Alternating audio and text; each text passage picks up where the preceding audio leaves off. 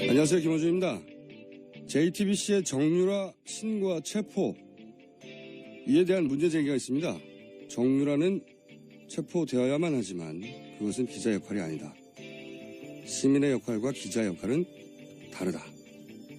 보도를 하기로 했으면 신고를 하지 말았어야 하고, 신고하기로 했으면 보도하지 말았어야 한다. 기자의 직업 윤리에 대한 지적입니다. 아무 죄 없는 새끼 영양이 포식자에게 먹히는 장면이 불편하지 않은 사람은 드뭅니다.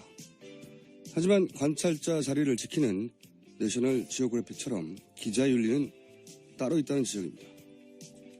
한 해거리 뉴스가 하루에 쏟아지는 요즘, 한 번은 생각해볼 만한 지적입니다. 그래서 잠시 생각해봤습니다. 우선 내셔널 지오그래피가 관찰자로 남는 건 보도윤리 때문이 아니라 생태계의 질서, 그 균형이 인간이 개입하면 깨지기 때문이죠. 그런데 대한민국은 세렝게티의 초원이 아니라서 오히려 인간이 개입하지 않으면 동물의 왕국이 되죠. 그리고 기자의 직업 윤리보다 우선하는 윤리는 없는가? 공동체 일원으로서, 한 사람의 시민으로서 직업보다 우선한 규범 있습니다. 대한민국 20세기를 지배해왔던 기만적인 이 폭력적인 패러다임이 저열한 민낯을 이제 겨우 드러내기 시작한 이 시점에 직업이 뭐 그렇게 대수입니까? 이 괴물의 민낯을 드러내는 이 어려운 작업이 다시 한번 실패하면 기자의 보도윤리 따위는 개나 줘버려야 하는 그런 시대가 또 연장될 텐데요. 직접 체포를 시도한 것도 아니고 이 엄중한 시국에 공동체 일원으로 신고 당연히 해야죠. 그리고 국민의 알 권리를 위해 보도 당연히 해야죠. 제 결론입니다. 김어준 생각이었습니다. 시사인의 김은지 기자입니다. 아직 개발 안 됐어요, 수식어? 뒤에 기자 하나 붙였습니다. 네, 뭐가 좀 새로웠고 쉽지 않네요. 네. 저기 문자로 온 수식어구 하나 추천해드리면 포스트 주진우 김원준 기자입니다. 너무 무거운 어깨를 무겁게 만드시는. 자, 오늘 브리핑은 아무래도 정유라 관련이 많겠죠? 네. 네, 그렇습니다. 첫 번째는 어떤 뉴스입니까? 예, 정유라 씨 덴마크 현지 상황들을 좀 현지 있는 기자들이 좀 전달한 건데요. 이 정유라 씨가 덴마크 올보르에서 현지 시각으로 1일 오후에 긴급 체포되고 24시간 내에 조사를 마치지 못하면 이 법원에서 구금 기간 연장에 대한 판단을 받습니다. 그에 대한 심리가 어제 낮 2시부터 3시간 정도 진행이 됐는데요. 현지 시간 기준으로. 예, 네. 예. 그때 이제 정유라 씨가 이 아이 이야기를 하면서 어깨가 들썩일 정도로 흐느꼈고 이 판사가 휴지를 건네주기도 했다라고 하는데요. 이 과정 속에서 이 두세 번 정도 이 휴정, 그러니까 쉬는 시간이 있었는데 이때 이 기자들과 인터뷰를 가져서 그에 대한 여러 가지 이야기들이 이 기사로 나왔습니다. 네, 굉장히 많이 나왔죠. 여러 가지 얘기를 단시간 내에. 네. 기자들한테 굉장히 빠른 속도로 얘기했어요. 네. 많은 이야기를 했는데, 여보세요? 윙윙 소리가 나네요? 네. 저희 책임 PT 잘못이라고 봅니다. 네. 자, 그런데 여러 가지 얘기를 했는데 학교 얘기도 했고요. 그죠? 예, 이대와 관련된 부분들이 가장 요새 화제가 되고 있으니까요. 네, 그리고 재산, 그러니까 예. 집은 어떻게 해? 예. 뭐 그런 얘기도 있는데 거기에 대한 답변도 아주 빠른 속도로 준비된 듯한 답변을 했죠. 예. 네. 그리고 또 무슨 얘기를 했습니까? 예, 또 이대와 관련해서 그렇고요. 어제 전해드렸던 대통령과 관련해서 이모라고 부르는 거에 대해서는 이야기를 전달드린 바가 있고요. 또 이 세월호 당시에 이 행적에 대해서 굉장히 궁금한 점들이 많은데 그 당시에 대해서는 본인이 임신도 했었고 어머니와 싸운 상태이기 때문에 전혀 잘 알지 못한다. 뭐 이런 식의 이야기도 했거든요. 네. 예. 저는 이제 오늘 윙 소리가 많이 나네요, 이상하게. 제 몸에서 나는 소리인가요? 평상시하고 다르게. 네. 자, 저는 이제 그 얘기를 쭉 듣고 특히 이 대목 때문에, 다시 한번 짚어봐야 한다고 생각하는데, 자, 이제 그 대목을 먼저 들어볼게요. 아버지랑 어머니가 이혼하시면서 강원도 땅을 저가 인수를 받았어요. 아빠 명의로, 아빠 몫으로 있던 땅을. 그리고 그 땅으로 담보를 잡았어요. 외환은행에서. 그래서 총 2차례에 걸쳐서 36만 유로를 대출을 받았어요. 그 땅을 담보로. 그래서 1원 한 장 저희 돈 안 쓰고 그 대출만으로 이 집을 샀어요. 한국에서 이 대출을 다 갚았어요. 네. 정윤아 씨 목소리예요. 네. 근데 이제 저는 전반적으로 다 거짓말이라고 보는 게 이거 포함해서 본인이 특혜 입학이나 뭐 학점 특혜 뭐에서 다 모른다고 했잖아요. 예. 뭐 아이를 낳고 2달 만에 독일에 와서 원래 자퇴를 하려고 했다. 네, 자퇴. 근데 이제 자퇴서가 안 들어갔나 보다. 뭐 그런 얘기도 했고. 그리고 자기가 그래서 제적될 줄 알았는데 나중에 보니까 학점이 나왔더라. 예, 나도 모르는 사이에 나도 학점이 모르는 사이 나왔다. 학점이. 예. 네. 심지어 그런- 좋은 학점. 예. 이게 말이 안 되는 게요. 자기는 이제 자퇴서를 내라고 했고 엄마한테도 그렇게 말했고 자기는 그래서 제적될 줄 알았는데 나중에 보니까 학점이 나왔더라. 네. 이건 거짓말인 게 그럼 다른 과목 과제물도 내지 말았어야죠. 예. 자기가 제적될 줄 알았는데 왜 생각해보면 그 맞춤법을 안 맞는 과제물 냈다 이런 거 있지 않습니까? 네, 그렇죠. 그 올해 일이에요. 올해 일. 올해 여름. 네. 예, 지난해. 맞춤법 안 맞는 과제물을 냈는데 지난해죠. 이제 예, 해가 바뀌었습니다. 예. 교수가 존댓말을 썼고 뭐 이런 거 한참 벌써 오래됐는데 그런 과제물도 냈죠. 그리고 이제 그 중국 패션쇼 다른 과인 의류산업학과인가요? 거기 패션쇼도 갔잖아요. 예, 여름 계절 학기에. 예.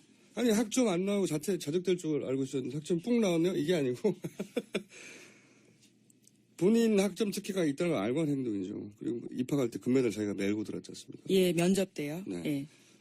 특혜 입학의 조건 그때 다 알고 있었다는 거고 특히 제가 좀 전에 들었던 그 땅 문제, 예. 땅 팔고 집 샀다 하는 문제에 대해서 길게 해명을 했는데 자기 말을 사준 계약서도 사인만 해서 뭔지 모르고 예, 어머니가 계약서의 일부분들을 가려서 왔다. 뭐 이렇게 포스트잇으로 얘기했죠. 예. 말도 안 되는 소리고요.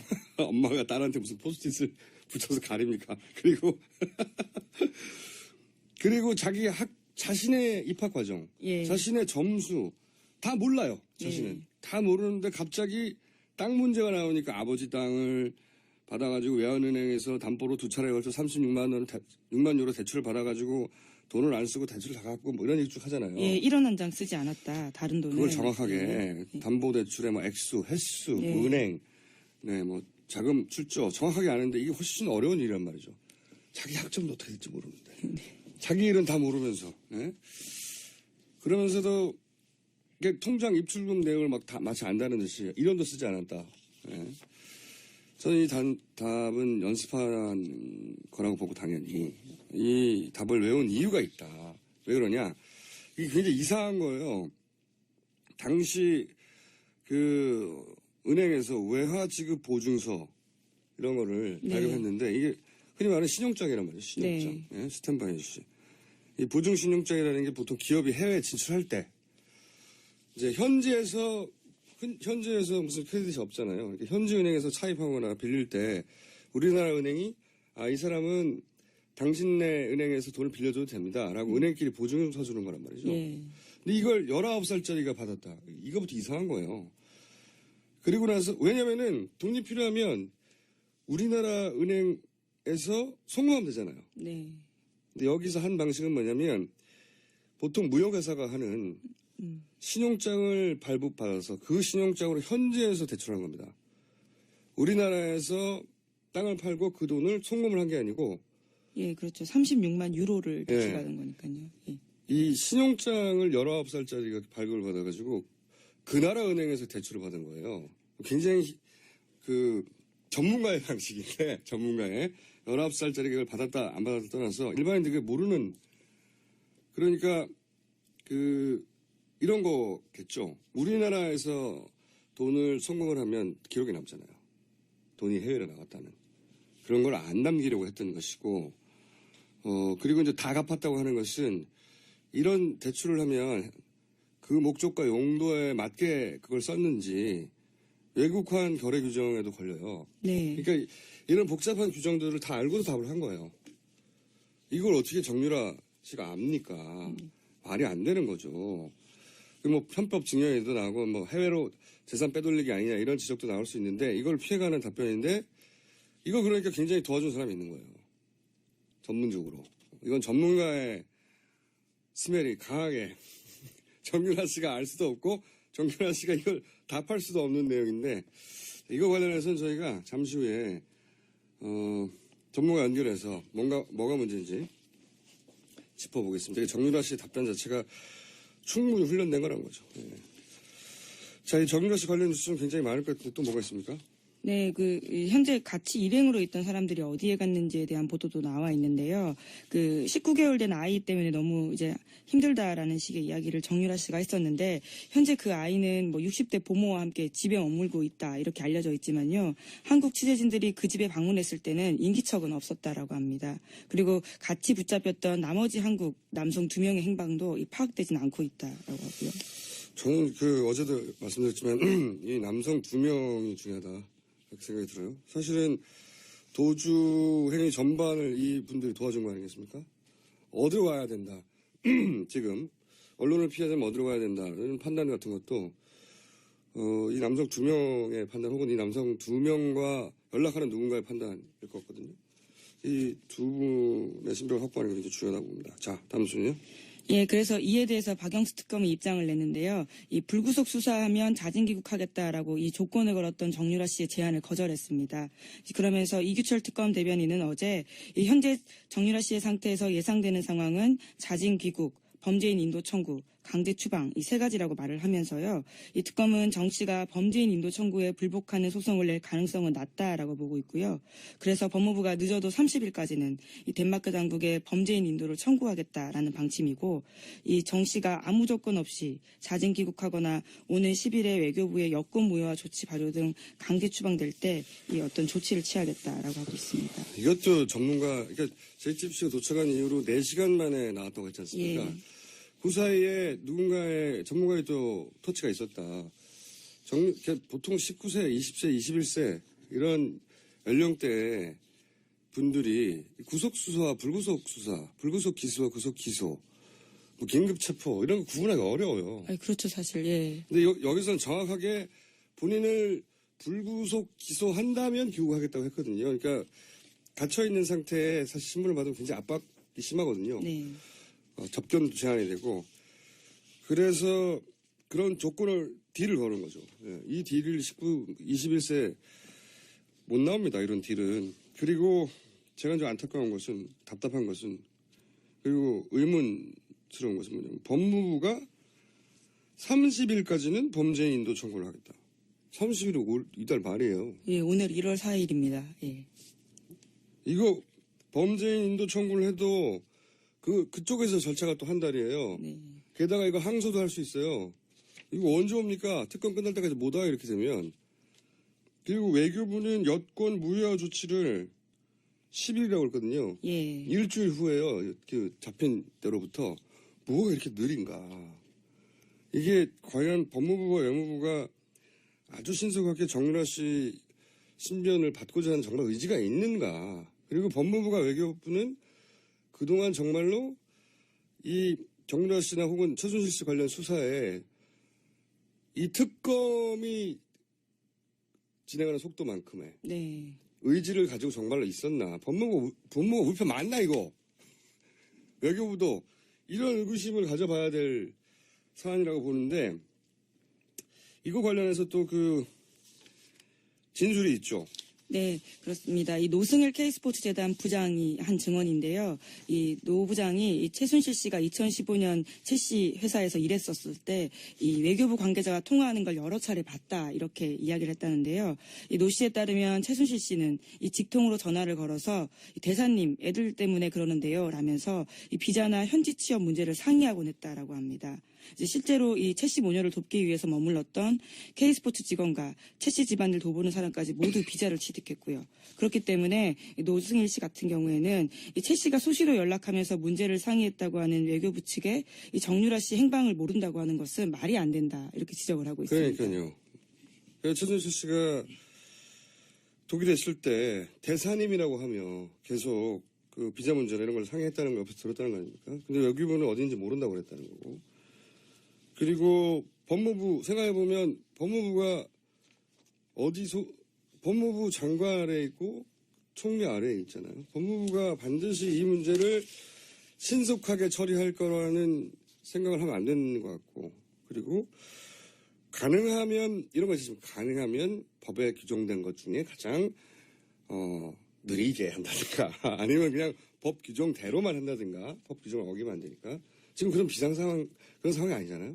예, 실제로 특검은 시간과의 싸움이라고 이야기하는데요. 뭐 준비기일 20일 그리고 70일 해서 90일인데 시간이 그렇게 많지가 않거든요. 지금 2달 정도 남았어요. 예. 연장은 절대 안 할 예, 거고. 뭐 30일 할 수 있다고는 하지만 대통령 제가가 절대 안 떨어지겠죠. 예. 그러면 이제 2달 남았는데 특검이 있는 동안 안 돌아온다는 얘기예요. 이런 식으로 진행하면.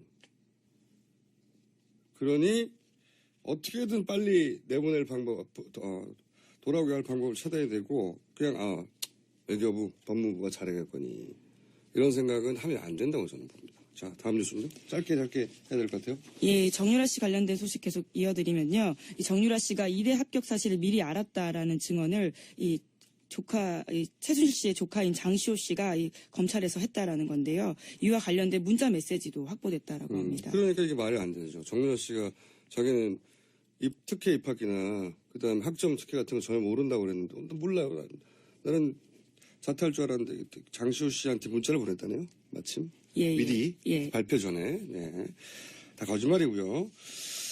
또 정유라 씨 관련 뉴스가 많을 것 같은데 또 뭐가 있습니까? 예, 이 정유라 씨 관련 뉴스가 워낙 화제가 되니까요. 이 아나운서 출신 정미용 씨가 이제 입을 열었습니다. 자신의 페이스북에다가요. 이 정유라가 잡혔다고 요란하다라면서요. 이 특검이 스포츠 볼모지인 승마 분야에 꿈나무 하나를 완전히 망가뜨렸다. 이렇게 썼다고 합니다. 정유라 씨가 승마 꿈나무인데 망가뜨렸다. 네. 이분은 말이죠. 승마에 대해서 정말 문외한인가 봅니다. 왜냐하면은 저희가 진짜 승마 꿈나무를 키우는 관계자를 인터뷰한 적이 있어요. 그분이 정유라 씨의 승마 실력에 대해서 저희한테 증언을 한 적이 있습니다. 잠깐 들어보겠습니다. 2014년도에 한국에서 외국 국제 심판을 초청해서 승마 세미나를 한 적이 있습니다. 네. 근데 그 외국 국제 심판이 한국에 와서 세미나를 하면서 그 세미나 내용에 이제 비디오를 하나 뽑아서 이제 강의를 해야 되는데 가장 좋지 않은 예로 타고 있는 선수를 비디오를 선정된 게 정유라 사진을 선정하더라고요. 왜냐하면 외국 코치는 모르니까. 정유라 학생이 누군지 모르고 모르니까. 국내 선수들 중에 가장 나쁜 사례로 든 게 정유라 학생이었다. 자, 꿈나무 아닌 걸로 저희 전문가들은 정미용 씨에게 진짜 승마 전문가들을 좀 만나보길 권해드리고요. 자, 다음 뉴스는 시간이 저희가 없어서 빨리빨리. 예, 그 정유라 씨 친구 아버지 회사를 알려줬던 KD 코퍼레이션 관련된 뉴스 단독이 여러 개 나왔는데요. 네, 어제 KD 코퍼레이션 저희가 얘기를 강하게 했는데 줄줄줄 KD 코퍼레이션도 끌려 나오는군요 지금. 네. 네, 제목만 말씀드리면 박 대통령이 이 특허 소송까지 개입을 했고요. KD 코퍼레이션 관련한. 예. 본인은 관련 없다는 듯이 실력 있으니까 뭐 당연히 되는 거 아니냐는 식으로 얘기했는데. 기회를 주자는 차원이었다라는. 거짓말했다고 밝혀진 거죠 또. 게다가 네덜란드 국왕에게까지 이 민원했던 정황이 발견됐다고 한겨레. KD 코퍼레이션을. 그리고 또 원동기 흡착기 기술을. 네. 예, 그리고 또 대통령이 프랑스 방문 때 또 이 회사를 밀어주겠다는 시도가 있었다라는 진술도 나왔다라는 겁니다. 그러니까 대통령께서 그 기자 간담회 한 거를 이제 음성들을 제가 쭉 저도 녹음된 거를 기자들이 몰래 한 걸 들어봤는데 이 녹음 그 기자 간담회 덕분에 더 많은 기사가 나오게 생겼어요. 이제 앞으로 본인이 했던 말을 뒤집는.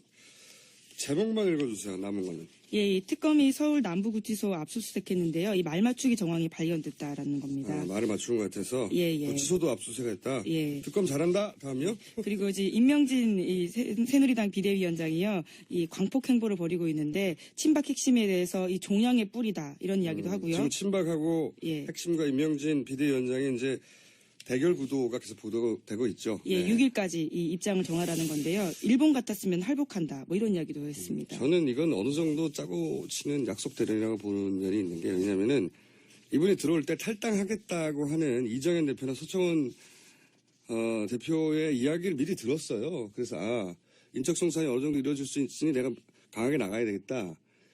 그렇게 이제 약속 대련의 부분이 있었는데 그 과정에 양측의 감정이 좀 상할 수는 있지만, 보면 이를 필요 이상으로 키우는 점이 있습니다. 네. 필요 이상으로 커지고 있다. 네. 왜냐하면 이렇게 빵 커지고, 그런 다음에 인적청산이 돼야 아무래도, 사람들 눈으로 보기, 갈등 끝에 결국 청산되었구나. 이런 대외적인 효과가 극대화 되겠죠. 네. 그래서 약속대로의 면이 있다고 본다. 개인적인 의견입니다. 자, 여기서 저희가 아까 잠깐 초반에 말씀드렸던 정유라의 은행 대출권, 여기에 특혜가 있다. 사실 이거 석 달 전에 잠깐 나왔던 뉴스거든요. 저희는 짚었는데 이번에 다시 한번 제대로 짚어보겠습니다. 일찌감치 이 문제를 제기해온 참여연대 김남균 변호사 전화 연결해보겠습니다. 안녕하세요, 변호사님. 예, 안녕하십니까? 네. 정유라 씨가 이제 하나은행으로부터 36만, 현재 기준으로 한 4억 5천 정도 외화 대출 받았는데, 이게 어떤 방법으로 대출 받았는지 잠깐 설명해 주십시오. 먼저 국내에 있는 이제 최순실 씨와 정유라 씨 공동 명의로 되어 있는 평창의 땅을 담보로 해가지고 3억 원 부분에 대해서 외화 지급 이제 신용 보증을 받았고요. 네. 또 그 추가로 이제 최순실 명의 예금을 담보로 해서 1억 5천만 원에 대해서 이제 외화 지급 그 신용 보증을 받았습니다. 네. 이걸 가지고 이제 독일 그 하나은행 그 독일 법인으로부터 외화 대출을 이제 받은 것입니다. 여기서 어떤 문제점이 있다고 보십니까? 석연치 않다고 지적하신 이유가? 네, 첫 번째는 이제 그 외화 지급 그 신용 보증장이라는 것이 이제 무역 거래를 할 때 쓰는 거거든요. 네, 그렇죠. 그러니까 대부분 이제 기업에게 발행해 주는 것이고 네. 개인에게 발행해 주는 경우에도 보통은 이대로 무역 거래를 하는 기업의 임원들이 보통 받게 되는 것인데 당연히 그렇겠죠. 전혀 신용장인데. 이제 소득도 없고 이제 19세에 불과하고 다른 신용거래도 없는 사람인 정유라 씨한테 이제 외환 지급 보증이 갔다는 것들이 이제 굉장히 의심이 가는 부분들이고요. 그러니까 또 하나는 네네. 또 하나. 네. 그다음에 이제 독일 부분에 있어서도 이제 대출을 받을 때 네. 그 비대기에 있는 이제 재직 증명서를 가지고 받았는데 예. 사실은 이제 정유라 씨는 이화여대 이제 학생 신분으로 잠시 승마 연수를 위해서 독일에 간 것이거든요. 공식적으로 그러니까 그렇게 이제 됐죠. 예. 그러니까 장기 체류자가 아닌데 장기 체류자가 아닌 사람이 이제 해외에서 부동산을 취득하게 되면 이제 해외 부동산 취득 신고를 해야 되고 외화 차입 신고를 해야 되고 이제 많은 그 외환 거래에 대한 신고를 해야 됩니다. 그러니까 이걸 피하기 위해서 이제 그 해외에 재직하는 이제 직원인 것처럼 만든 건데요. 그러려면은 이제 노동 허가서, 독일 정부가 발행하는 노동 허가서나 체류 허가서를 이제 내야 됩니다. 근데 그런 서류가 전혀 없었는데도 외화 대출을 해줬거든요. 은행이라는 데가 이제 대출에 있어서는 뭐 굉장히 엄격하고 그렇죠. 엄격한 외화 서류 심사를 하게 되는데 그런 게 전혀 없이 이제 해줬다는 것도 이제 석연치 않다는 것입니다. 그러니까 이제 말타로 잠시 간 학생이 현재 있는 회사의 정직원처럼 그런 서류를 냈는데 은행에서 다른 관련 필요한 서류도 없는데 이 대출을 허용해 줬다는 거죠. 그런 것도 이제 의심스럽다는 거 지적하시는 거고. 국내 과정 신용 보증장이 나가는 과정도 석연치가 않고. 네.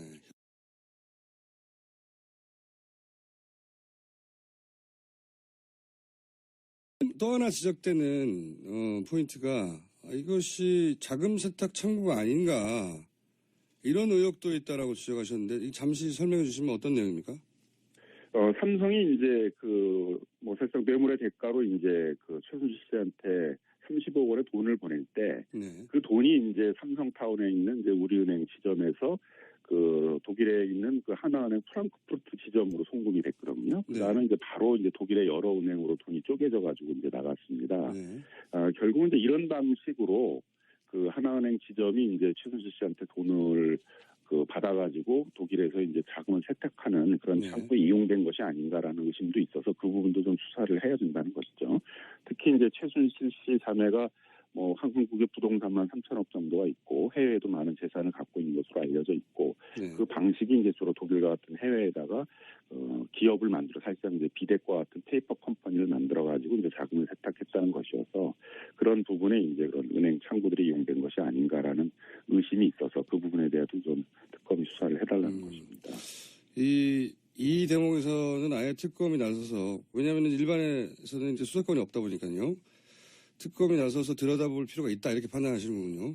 예, 그렇습니다. 그렇습니다. 뭐 독일 현지 경찰들도 이제 자금 세탁 방지법은 이제 국제적인 교류를 하고 있는 것이기 때문에 그 혐의로 이제 수사를 하고 있다고 이렇게 알려져 있고, 우리나라의 범죄 수익은이 규제에 관한 이제 법률에 의하더라도 그런 이제 범죄 수익들을 갖다가 세탁하는 부분에 대해서는 이제 그 형사 처벌 대상으로 보고 있기 때문에 그 부분에 대한 수사도 있어야 된다고 보여집니다.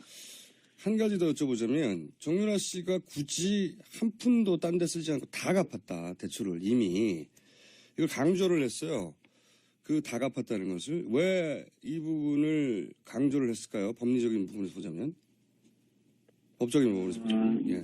그러니까 이제 그 은행 과정에서 이게 이제 대출 부분들이 부실하게 심사가 돼서 결국 다 은행이 돈 띄게 된 거 아니냐. 이제 이런 부분들을 그게 아니다라고 이제 강조했던 것 같은데, 네. 결국 그 대목에서 자기가 갚았다는 게 아니라 이제 어머니인 최순실 씨가 갚았다는 거니까 그래서 증여를 받은 게 되거든요. 그렇겠네. 그러면 이제 증여세 신고를 했어야 되는데 증여세 신고를 하고 있지 않아서 이 부분에 대해서도 이제 증여세 그 부과가 좀 이루어져야 될 것이라고 보여지고요. 그다음에 이제 독일에서 내가 세금 다 갚았다, 독일에 있는 세무사 통해서 일 처리했다 그러는데, 그건 이제 독일에서 부동산을 취득할 때 우리 취득세 같은 걸 냈다는 것이거든요. 예. 증여세를 냈다라는 얘기는 아니어서 그 증여세 부분에 대해서는 국내에서 이제 증여세 부과가 이루어져야 됩니다. 이게 대출 관련 의혹이 있으니까 그걸 강조하다가 오히려 증여 문제에 대한 문제점을 노출한 거군요. 네, 그렇습니다. 자, 한 가지, 마지막으로 한 가지만 더 여쭤보자면, 만약에 이 대출 관련해서, 특검이 들여다봐야 할 대목이 있다면, 특히 어디를 봐야 됩니까? 결국은 이제 국내에 있어서의 그 외야 그 지급 신용 보증장을 발급하는 과정도 정상적인 게 아니었고, 네. 그다음에 독일 현지 법인에 있어서의 대출 부분도 정상적인 게 아니었는데, 굳이 하나은행이 정유라 씨라는 그 19세 정도의 미성년자에게 그런 특혜를 줘야 될 이유는 없거든요. 그렇죠. 그러면 이제 결국 그 하나은행 본사에서 이제 그런 업무를 처리하도록 지시를 했던 것으로 보여지고, 그럼 그런 부분에 대한 수사도 이루어져야 됐고, 또 하나은행 입장에서는 괜히 그걸 해줄 리가 없잖아요. 그러면 결국 하나은행 측에다가 그런 것을 해주도록 요구한 게 이제 있다면, 그게 어떤 청와대는 어디 권력이 했다면 그 부분에 대해서는 이제 직권남용죄가 되는 거니까 그 부분에 대한 이제 수사도 이루어져야 된다고 생각이 듭니다. 알겠습니다. 오늘 여기까지 듣겠고요. 저는 이 문제가 계속 커져갈 것 같으니까 그때마다 변호사님 연결하겠습니다. 오늘 말씀 감사합니다. 예, 감사합니다. 네, 지금까지 참여연대 김남근 변호사였습니다. 시사인의 김은지였습니다.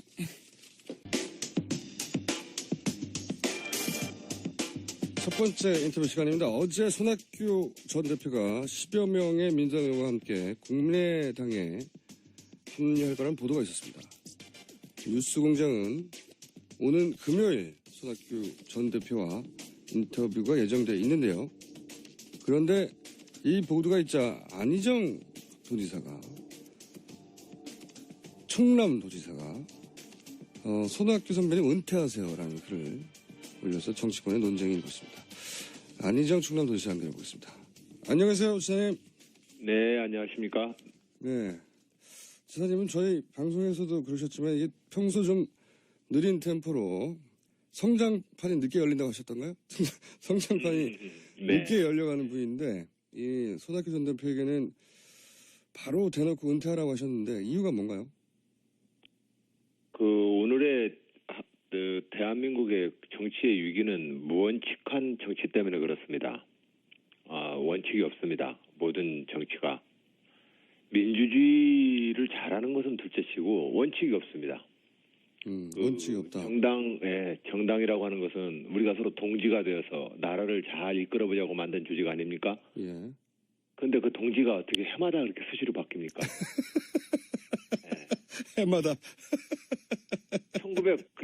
정말 이건, 총수님 무슨이, 저도 근데 정말로 저는 정치인으로서 정말로 고통스럽습니다.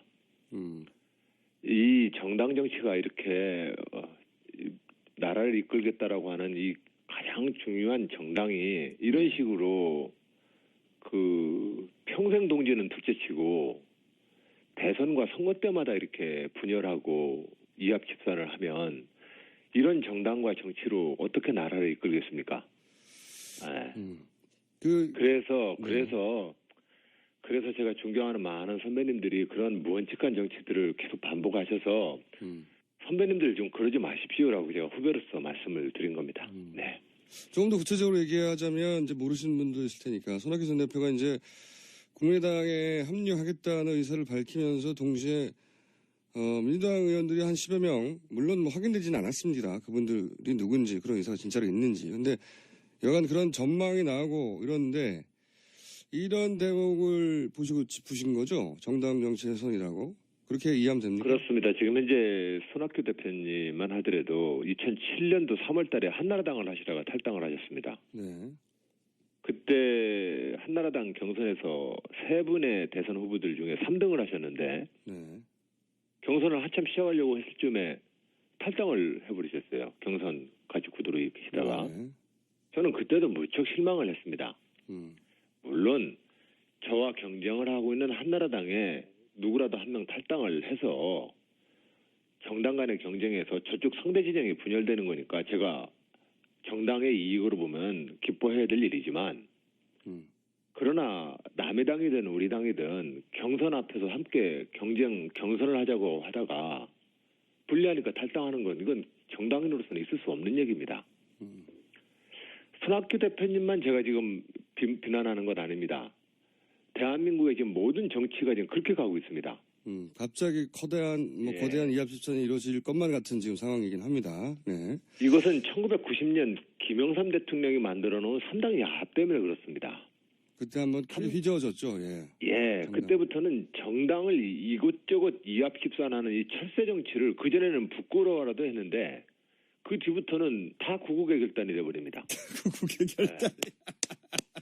그 김영삼 대통령이 그 뒤에 무슨 업적을 남겼더라도 저는 그 민주주의가 우리 국민들에게 이익을 가져다주는 유일한 제도를 한다면 이 민주주의의 근간을 깨버린 겁니다. 김영삼 대통령이. 알겠습니다. 예. 원칙주의자라. 그 뒤에 너무 많은 정치인들이 좀 무원칙한 정치를 하고 있어서 민주주의 나라를 운영하는 정책과 노선은 저는 둘째치고 신뢰할 수가 없는 겁니다. 예, 이 신뢰를 잃어버리는 나라를 만들었으니 저로서는 정말로 난감하고 고통스러운 현실입니다. 그 대목은 저희가 손 전 대표 금요일 나오시기로 했으니까 제가 여쭤보기로 하겠는데 네. 아무래도 성장판 열리고 계신 것 같아요, 도지사님. 오늘 저요? 멘트 보니까. 그건 저는 지금 이 대목에서 그건 저한테는 중요한 문제가 아닙니다. 아니, 제가 이제 관찰자로서 보기에 성장판 열리시나 이런 생각이 듭니다. 고맙습니다. 네. 자, 네. 그런데 이제 도지사님 그런 지적에 대해서 손학규 전 대표하고 가까운 현재는 무소속이죠. 네. 소위 만덕산 하산 이후에 민주당을 탈당하신 분인 이찬열 의원, 측근이라고 표현하면 되겠죠. 이걸 두고 이제 친문, 패거리 정치 그만하라 이렇게 지적을 했습니다. 이게 손 전 대표의 생각이라고 봐야 되겠죠. 본인 발언을 친문, 패거리 정치라고 하는 데 대해서는 뭐라고 하시겠습니까? 한마디로 뜬금없는 얘기입니다. 네. 왜 뜬금없는 얘기죠? 제가 정당 정치의 원칙을 얘기하는 것은 보편적인 상식에 부합하는 얘기입니다. 누가 보더라도 나라를 우리가 한번 이끌어보자고 동지를 맺고 당을 같이 했으면 끝까지 가야지요. 그 선거 때마다 자기 유불리에 따라서 철새처럼 왔다 갔다 하는 게 잘못된 것이죠. 그리고 그에 대해서 비판하는 것은 아주 정당하고 받아들여야 합니다. 그건 무원칙한 정치이고 그렇게 하면 안 됩니다. 예. 손학규 전 대표뿐만 아니라 물론 아직 누군지 밝혀지지도 않았고 실제 그만한 인원이 탈당할지도 모르겠습니다만은 어쨌든 10여 명의 의원들 혹은 뭐 더 적을 수도 있고 많을 수도 있고 아예 없을 수도 있겠죠. 근데 어쨌든 이런 분들의 탈당도 그럼 같은 기준에서 평가하십니까? 예, 그건 각각의 의원님들이 손학규 만약에 거기서 거론되는 의원님들이 저는 누군지를 모르겠습니다만 왜 10여 명이라고 했는지도 저를 잘 모르겠습니다. 다만 각각의 의원님들이 손학규 의원님과 어떤 의리와 개인적 관계 때문에 그런 혹시 결론을 내실는지는 모르겠으나 그건 개인적 의리 문제와 공인으로서의 정당인의 자세는 아닙니다. 네. 그런 점에서 저는 그런 일이 없길 바랍니다. 그런 분, 손학규 전 대표 포함하여 그런 분들이 있을지 없을지 모르지만 하여튼 그런 분들이 있다면 합류하겠다는 게 이제 결국 국민의당입니다. 근데 지사님은 이제 국민의당은 연대의 대상이다 이렇게 말하셨는데 지속적으로 여전히 이런 상황에서도 그렇게 생각하십니까? 대통령을 딱 한 분을 뽑아야 되기 때문에 네. 국민들이 새누리당의 지난 9년에 대해서 심판을 원하고 계십니다. 그런 측면에서 야권이 힘을 모아서 국민의 이 요구에 부응하기 위해서 노력해야 합니다. 그런 점에서 야권의 연대는 필요합니다. 그러나 정당으로서 무원칙한 정치라는 것에 대해서 비판하는 것은 이것과 별개의 문제입니다. 근데 이제 국민의당에서는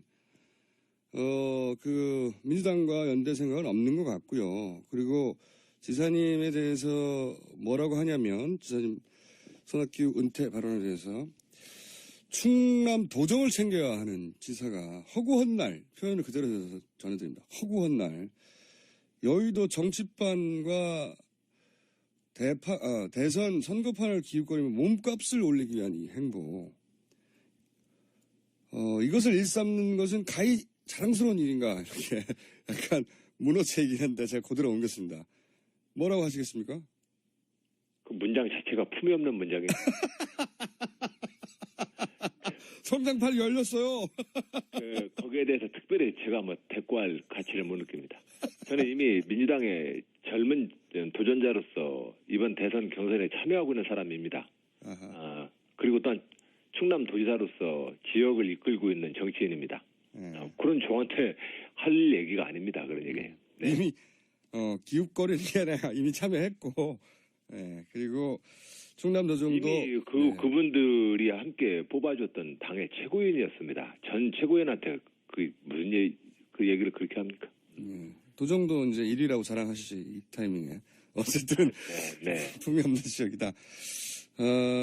그런데 오늘 국민의당에서 또 이제 반박이 있겠죠. 그런데 이렇게 이제 합류하는 이유가 결국은 지속적으로 거론됐었지만 제3지대 친박 친문 빼고 다 모여라 이런 캐치프레이즈인 제3지대를 하겠다는 건데요. 이제 좀 더 노골적으로 이 3지대에 대해서는 부정적이셨지 않습니까? 지난번 출연 때 여전히 그렇게 생각하십니까?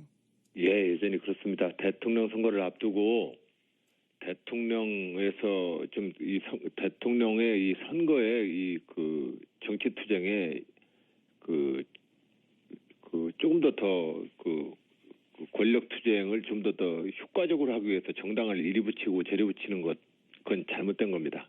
그건 상식에도 어긋나는 정당인으로서는 상식에도 어긋나는 일입니다. 예. 개헌 문제도 부정적이셨는데 개헌 자체가 문제가 아니다. 뭐 이렇게 간략하게 다시 한번 정리하자면 개헌 문제에 대해서는 분명하게 말씀드리면 저는 개헌에 대해서 찬성입니다. 네, 개헌 자체는 찬성이라고 하셨죠. 지방자치 분권을 향한 개헌을 지금 해야 되고 지금 제가 하고자 하는 이 대선 도전의 큰 이유 중에 하나가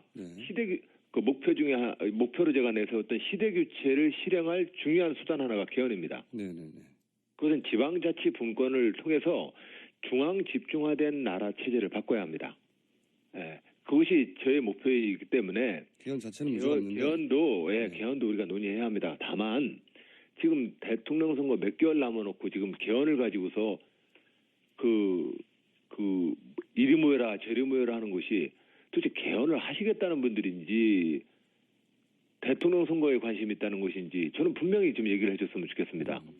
개헌에 관심이 있다면 그렇게 행동 안 할 겁니다. 대통령 선거를 당장 치르는데 판을 흔들고자 하는 행동들이죠. 네. 알겠습니다. 그런 문제의식은 지난번에 말씀하셨고. 네.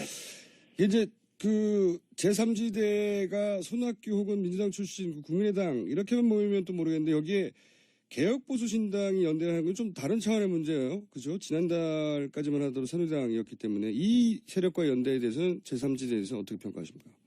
저는 새누리당을 깨고 새로운 당을 창당하는 새누리당의 젊은 정치인들에게 격려와 응원을 보내드립니다.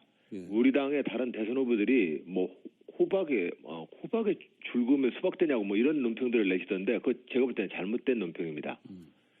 이 보수 정당도 서야 합니다. 네. 그런 점에서 수구 친일 독재 미화 이런 현재의 새누리당에서 새로운 보수 정치를 하겠다고 탄핵에 동참하고 지금 현재 활동을 시작한 이 젊은 정치인들에게 저는 많은 국민들이 잘하라고 좀 응원해 줬으면 좋겠습니다. 네. 그런데 하실 줄 알았어요. 문제는 그런데 문제는 이 새누리당의 이에 대해서 지금 현재 대선을 앞두고 여러 가지 국민의당까지 포함해서 뭔가 함께 뭔가 합종 연행을 하고 당을 만들자고 하는 건 도대체 무슨 당을 하겠다는 건지 알 수가 없습니다.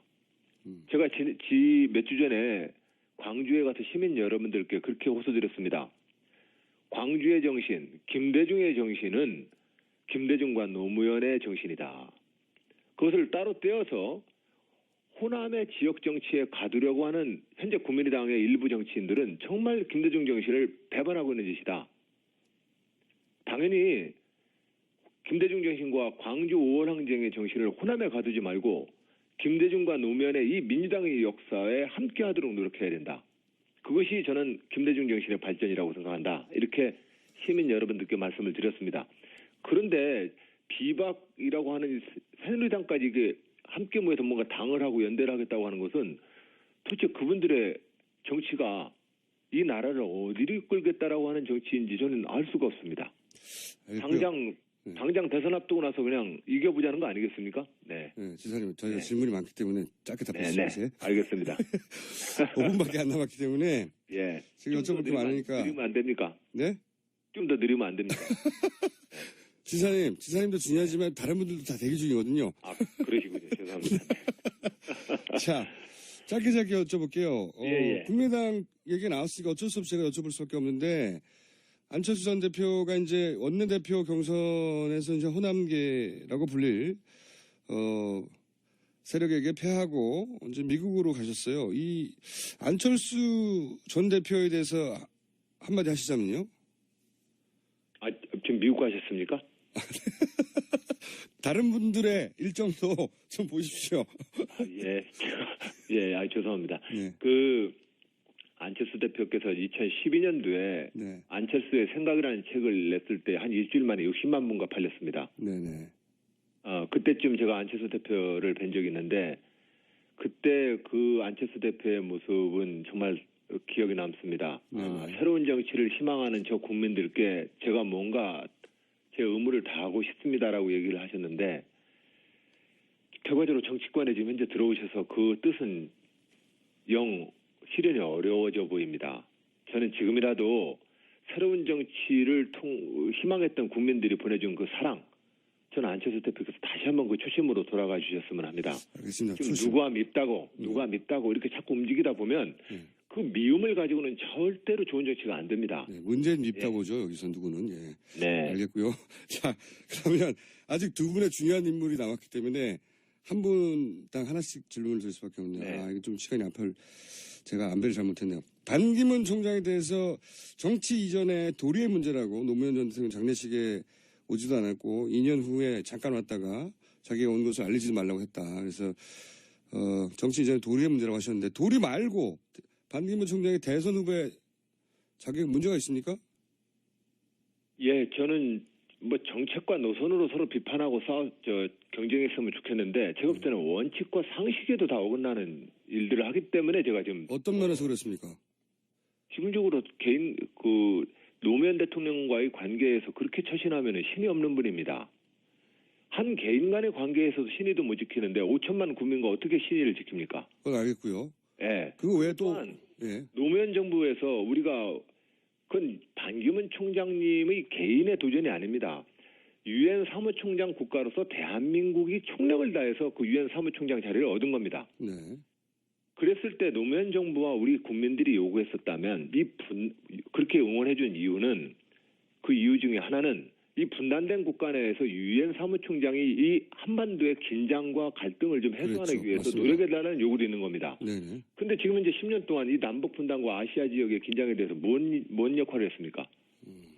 그런 측면에서 저는 반기문 총장 역시 상식과 원칙으로 볼 때도 저는 동의할 수가 없고 그리고 그분이 하려고 하는 정책적 비전과 나라를 이끌겠다고 하는 그 철학이 뭔지도 저는 이해할 수가 없습니다. 예. 알겠고요. 반기문 총장에 대해서는 앞으로 얘기하실 기회가 많을 것 같으니까 한 가지만 여쭤볼게요. 오늘 급하게 현안들을 훑으려고 하는 타이밍이니까요. 외부에서만 당이 흔들리는 게 아니에요. 마지막 질문인데 내부에서 또 이제 비대위원장인 김정인 전 대표가 민주당 대선 후보가 아니라 이제 반기문 총장을 계속 거론하거든요. 이거는 어떻게 평가해야 됩니까? 사실상 해당 행위 아닌가요? 예, 그렇긴 합니다. 그런 점에서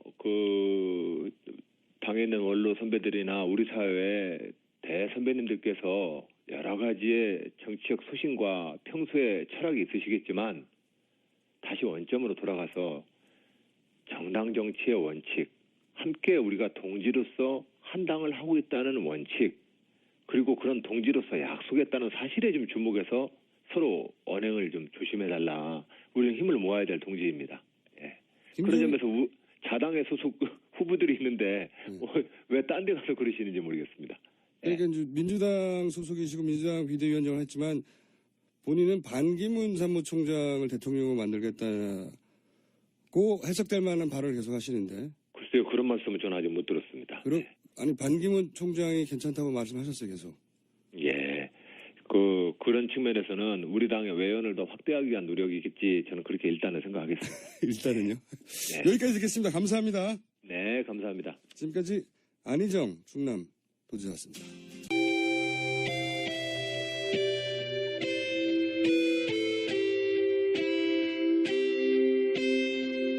항상 나라를 생각합니다. 이혜훈의 나라 걱정. 예, 애국가가 이분의 컬러링입니다. 그래서 저희가 초반에 항상 배경음으로 까는데, 이혜훈의 나라 걱정, 이제는 당적을 옮기셨죠. 개혁보수신당의 이현 의원 연결해 보겠습니다. 의원님. 네, 안녕하세요. 또 해외 출장을 갔다 오셨고. 네. 절반은 해외에 갔다 오시는 것 같아요. 네. 아이, 그렇지는 않습니다. 고속철 수주 때문에요. 예. 아, 그렇구나. 오늘 아침 도착하셨죠? 네, 지금 좀 전에 막 도착했습니다. 그렇군요. 자, 저희가 네. 의원님을 유탄 발사기 정치계, 정치계 수류탄 투척자 이렇게 제가 부르는데 네. 지난주에 몇 개 수류탄을 던지셨어요. 제일 먼저 던지신 게 조윤선 장관이 최순실을 아는 정황이 있다. 요약하면 그런 말씀 하시자마자 조윤선 장관이 고소장 제출한다. 그랬더니 의원님이 할 테면 해봐라. 여기까지만 저희가 들었는데 그 이유 어떻게 네. 됐습니까? 아니요, 저도 이제 거기까지만 언론을 통해서 보고 있고요. 네. 그 이후로 뭐 법원에서 연락은 아직 없는데 네. 왜냐하면 저는 이 최순실 씨랑 아느냐 모르느냐 이게 굉장히 중요한 문제라고 생각합니다. 그렇죠. 왜냐하면 지금 이제 요즘 며칠 동안 뉴스가 나온 거, 그 문학의 블랙리스트, 조윤선 장관이 이 문제의 핵심에 있다라는 여러 가지 정황들이 나와서 특검이 오죽하면 국회에다 대고 조윤선 장관이 그동안 문학의 블랙리스트 존재하는지조차 몰랐다. 네. 본 적도 없고 자기가 실행한 적도 없고 얘기를 들은 적도 없다라고 얘기한 게 위증이라는 증거를 가지고 있다. 네. 그러니 국회 보고 위증으로 고발해달라라고 요청을 해서 어젠가 위증으로 이제 국회가 고발을 의결을 하지 않았습니까? 고발을 했죠. 실출했습니다. 이런 이제 그 문학의 블랙리스트 핵심 인물로 보이는데요. 이 문학회가 우리 최순실 씨가 그동안 여러 가지를 쥐락펴락하면서 온갖 본인의 이권도 개입하고 뭐 거의 국정을 농단한 그런 본진 아니겠습니까? 맞습니다. 근데 이 본진의 문학의 블랙리스트를 작성을 했을 때 최순실 씨가 배후라고 많은 분들이 생각하고 또 여러 가지 정황도 있는 거잖아요. 네. 그러면 이것을 직접 작성했다고 의혹을 받고 있고 또 문체부 정무수석이었을 당시 작성했다는 의혹, 또 문체부 장관으로 옮겨와서 이거를 실행하려고 했고 또 지금 이제 특검이 얘기하는 것은 이 증거를 인멸하려고 파기 지시를 내렸다 이런 증언을 확보했다는 거잖아요. 네. 직원들로부터. 그러니까 이런 여러 가지 모든 일련의 과정에 다 개입이 돼 있는 조윤선 장관과 최순실 씨가 어떤 관계에 있는지 이게 밝혀져야 문학의 블랙리스트의 모든 것이 온전히 밝혀지는 거 아니겠어요? 그러니까 이거 굉장히 중요한 문제인데 이 부분에 대해서도 이 조윤선 장관은 뭐든지 의혹만 제기되면 나는 본 적도 없고 들은 적도 없고 모른다 이거거든요. 근데 이번에 이제 문학의 블랙리스트도 보면은 여러 가지 증거가 나와서 특검이 고발하라고 했으니까 이 부분 최순실 씨의 관계가 명백히 규명이 돼야 된다고 생각합니다. 알겠고요. 이제 예. 이거 이제 검찰이 조사를 해주겠죠. 처음에는 이제 의혹을 제기하니까 조현수 장관이 고소한다라고 얘기를 하니까 제 생각에는 드디어 이분이 고소를 나를 하면 검찰이 개입을 해서 수사를 하고 이 진실이 밝혀지겠구나 그런 기대를 가지고 있는데 그 사이에 이제 특검이 문학의 블랙리스트로 위증 고발을 하라고 해서 국회가 고발을 했으니 그 관련 조사를 하면서도 이런 부분이 조사가 되지 않을까 합니다. 그때 이런 말씀도 하셨어요. 이제 저만 그런 얘기를 들은 게 아니다. 다른 분도 있다고 하셨는데. 네. 그리고 의원님 전화기에서 약간만. 네. 네. 지금 침이 튑니다. 네, 알겠습니다. 네. 다른 분들도 그런 정황을 들은 분들이 있다고 하셨잖아요. 그런 분들이 네. 있는 거죠?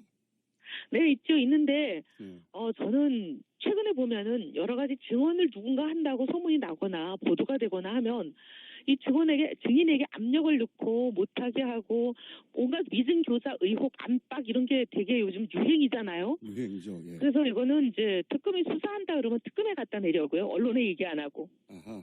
있긴 있는데, 네. 네. 이름 하나만 알려주세요, 그러면. 아니요. 이름 알려주면 또 그 사람한테 계속 또 압박 넣으면서 너 증언하지 마. 얼마나 또. 그리고 요즘 또 여러 가지 수상한 사망 사건도 많고 너무 시절도 불안해서. 네. 수상한 사망 사건 많죠. 웃을 일은 아닌데. 네. 자, 그러면 들었다고 하는 분들이 한 가지만 알려주세요. 들었다고 하는 분들이 혹시 의원들입니까? 동료? 의원이 포함되어 있습니다. 포함? 네, 의원들이. 예. 남자입니까? 여자입니까? 섞여 있어요. 오, 남녀 모두? 네. 거기까지 하죠. 또 이제 거기 가다가 이제 이니셜까지 나오면 정말 누군지 또 찾아내서 또 각종 여러 가지 또 신상 정보를 가지고 압박, 협박 들어가면 어떡하겠습니까? 남자는 이니셜이 K 아닙니까? 제가 그냥 거기까지만 할게요. 이니셜은 안 갈게요. K 맞는 걸로 제가 받아들이고요. 네. 그러면 의원이 아닌 분들도 얘기를 들은 사람이 있다는 거죠? 제보자 중에 그런 분이 있죠. 예. 네. 알겠고요. 새누리당에 여성 의원이 많지 않은데요. 저희가 열심히 찾아보고 한번 다음 주 다시 한번 이 얘기를 해보기로 하고. 자, 그런데 또 하나 수리탄을 던지신 게 나경원. 그리고 또 지난번에 어디 방송에 보니까 저희 당 소속이 아닌 다른 의원님도 제가 들은 얘기랑 같은 얘기를 들은 적이 있다고 방송에서 얘기하신 걸로 네, 제가 보도를 했습니다. 박영선 의원이 네. 제가 자꾸 물어봐서 마지못해 네 저도 들은 적이 있습니다고 하셨었어요. 네. 그러니까 네. 이제 생각보다 많군요. 그런 얘기를 들은 분들이. 네. 네. 자, 그러면 이건 어떻습니까? 지난주 던지신 수류탄 AS를 하셔야 되는데 나경원 의원이 의원님 이제 눈물에 대해서 그런 의미라고 해석하셨었습니까? 본인이 이제 아마도 본인이 원하던 지위를 얻지 못한 이유도 있지 않겠는가 이런 눈물을 해석하셨더니 나경원 의원이 공개적으로 사과를 해라 이렇게 하셨던데 사과하실 네. 의향이 있으세요? 그게 사과할 일입니까? 네. 사과할 이유가 없는 일이죠. 거절? 네, 알겠고요. 나경원 의원의 사과 요구에 이혜원 의원 사과 거절. 사과 거절 이외에 할 말 없으신 거죠? 자꾸 얘기해가지고 어떻게 보면은 개인적인 제 판단인데 네. 제가 그 눈물에 대해서 흐느껴 울었다라고 하길래 정강정책 갖고 흐느껴 온다는 사람은 처음 들었기 때문에 그게 정강정책보다는 다른 개인적인 이유, 서운함 여러 가지 그런 게 안타까움 이런 게 아니겠냐 하는 제 해석을 얘기한 것인데 이게 자꾸 이제 부풀려질 필요는 없으니까요. 네. 예. 자꾸 부풀릴게요 저희가. 어쨌든 부풀리기 전공이셔요.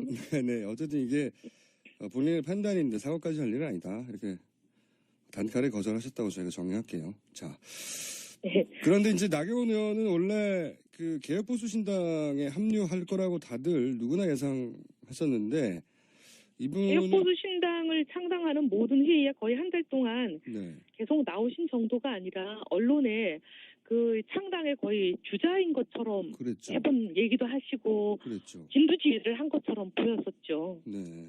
그런데 이분이 안 나오시는 정도에 그치는 게 아니라 안 나오시는 거야 이제 시기의 문제인가 하고 볼 수 있는데 반기문 총장 이름을 자꾸 거론하시는 걸 보니 반기문 총장이 혹시 만들지도 모르는 정당 혹은 어떤 세력에 같이 하려고 하시는 거 아닐까요?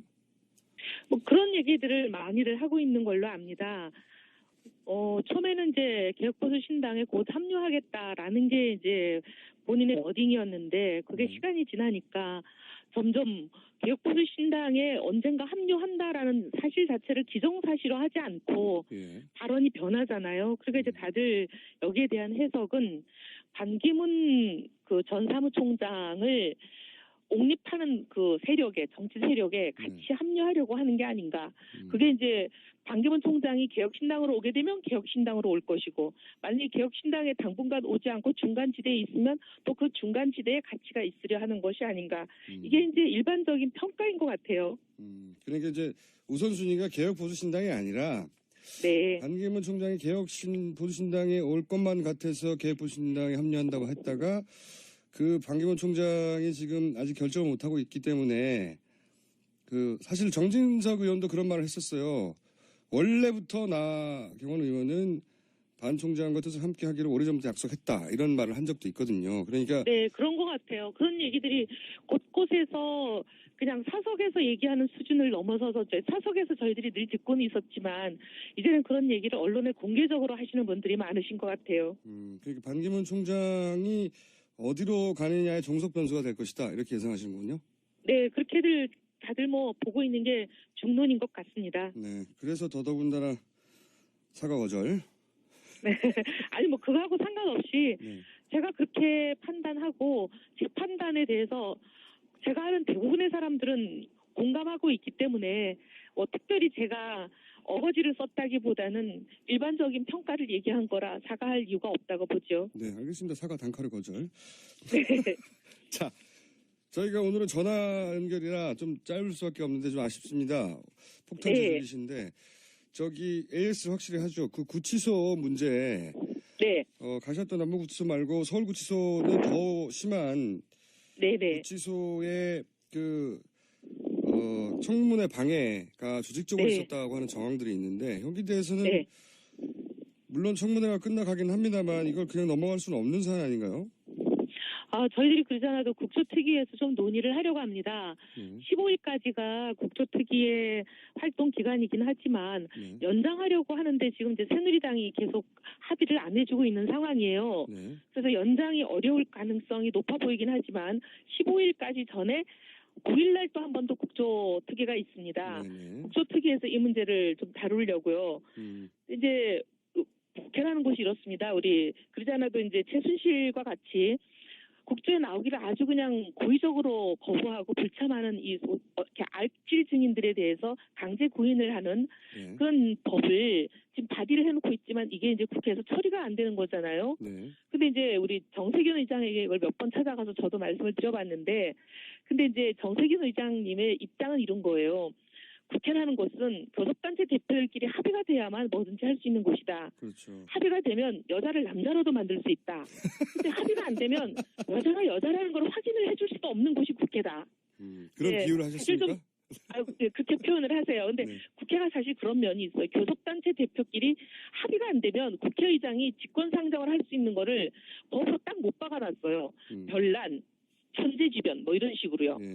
근데 이제 사실 이게 별난이나 천재지변은 아니잖아요. 그러니까 국회의장은 자기가 직권상정할 수 있는 법적인 길이 없다 이렇게 이제 말씀을 하시는데 왜 교섭단체 간에 합의가 안 되냐? 이건 지금 새누리당 원내대표가 절대 합의를 안 해주기 때문에 그렇거든요. 새누리당을 제외하고 모두가 합의가 돼 있는 상황입니다. 그렇군요. 그래서 이제 좀 새누리당이 이 부분에 대해서 국민들의 여론과 생각을 좀 무겁게 받아들여 주시면 좋겠다 이런 생각이죠. 알겠습니다. 정세균 의장님이 여자를 남자로 만들 수도 있다는 비유를 하셨다면 저희가 한번 확인해 봐야 되겠네요. 정세균 의장님이 원래 국회의장이 이제 방송 인터뷰를 안 하는데 저희가 어떻게든 한번 확인해 보겠습니다. 오늘 말씀 감사하고요. 즐겨 쓰시는 표현이세요. 네. 그래요? 네. 자, 오늘은 짧아서 오셨으면은 훨씬 더 저희가 부풀리기를 할 수 있었을 텐데 부풀리기 다소 아쉽고요. 정리를 하자면 조현선 장관은 나를 빨리 고소해라. 나경원 의원 사과 거절. 나경원 의원 반기문 총장의 종속 변수. 야, 예, 제목 많이 나왔고요.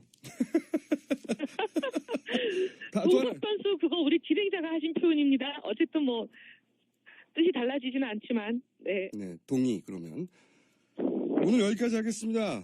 네. 네, 감사합니다. 네, 우리 청취자 여러분들 새해 복 많이 받으십시오. 네, 새해 복 많이 받으시고요. 지금까지 개혁보수신당의 이혜훈 의원이었습니다.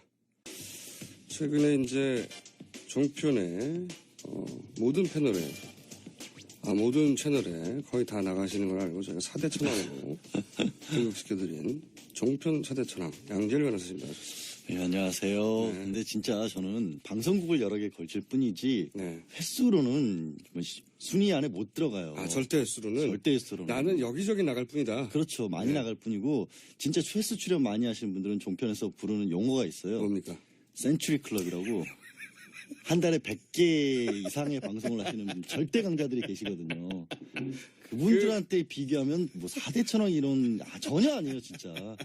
문지기도 안 돼요, 저는. 이게 축구에서 이제 국가대표 A매치 100개 그렇죠. 이상. 예. 100골 이상을 냈었을 때. 100회 이상 출전입니다. 100골이 아니고 100회 이상 출전하는 분들을 센츄리 클럽에 가입했다고. 그렇죠. 이거는 세계적인 통계가 있어, 아예. 뭐 예. 어떤 통계가 있어요? 아니, 그러니까 그렇죠. 원래 A매치 100회 출전은 이게 흔한 기록이 아니어서 기록으로 아예 인정을 해주는 네. 거죠. 선수들 센츄리 100회 출전할 때마다 뭐 그렇죠. 기념식 같은 것도 해주고. 한 국가의 국가대표로 100회를 했다는 거는 대단한 기록이라서 그걸 한 달에 하니까. 그걸 한 달에 하니까 센츄리 클럽. 그거는 이제 종편에서 본인들끼리 이제 얘기하는 거예요. 그러니까 평론가들끼리 평론가들끼리? 저렇게. 근데 그분들이 한 2-3명 정도밖에 안 되고요. 그렇죠. 예, 드물겠죠. 드물죠. 클럽 가입했어? 서로 물어보는 거예요? 아이, 그분들이 그렇게 한다더라라고 주위에서 부러워하면서 하는 분들이 있죠. 저는 알겠습니다. 10위권 바뀝니다. 10위권 봐. 자, 그렇지만 4대 천왕. 정윤아 씨가 이제 덴마크에서 지금 구금이 된 상태예요. 근데 이거 굉장히 궁금해하는 게 송환 절차가 여러 가지인데 다들 한 번에 되기가 어렵다 이게. 가장 뭐 기대를 하는 건 자발적 귀국인데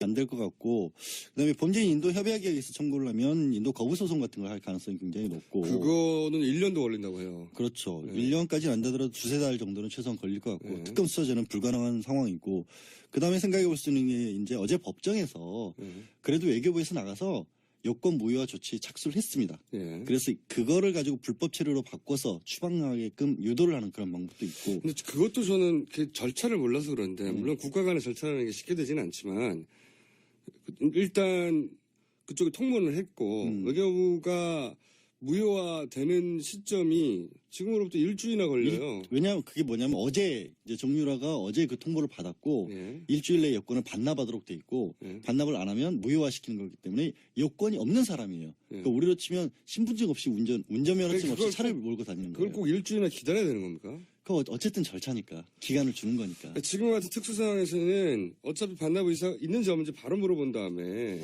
없다면 바로 조치를 취해야 되는 거 아니에요? 그걸 통상적인 경우처럼 일주일이나 기다려가지고 그나마 빨리 한 거예요.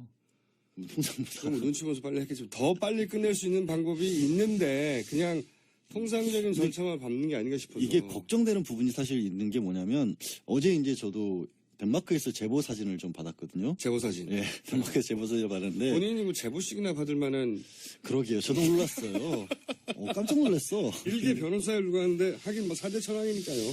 아마 뉴스공장 덕이 아닌가 싶습니다만 어쨌든 그 사진이 뭐냐면 기자들이 거기는 보도블럭에 아예 사유지는 색깔을 다르게 해서 선을 그어놓더라고요. 그 자기 사유지의 끝에. 네, 사유지 끝에 신기하던데 그래서 아예 울타리를 못 넘어가서 울타리 바깥에서 카메라로 촬영을 하는 모습이었고 기자들이 그 집의 사유지 경계선을 표시하는 보도블록 색깔이 다른 그 선을 못 넘는 거예요. 그 안에 못 들어가는데 그거는 기자들이 그걸 알 리가 없을 텐데. 경찰들이 와서 이거 넘어가면은 주거침입으로 체포당할 수도 있다라고 경고를 했답니다. 경찰이 자발적으로 그렇게 하지 않는데. 신고를 한 거예요, 안에서. 근데 지금 보도에 나왔지만 승마 말 보조해주는 사람 2사람하고 60대 아이돌 보는 사람밖에 없다고 했는데 영어도 잘 못한다고 하는데 누가 현지 법을 잘 알아서 이걸 주거침입으로 고소까지 하는 조치를 취했을까.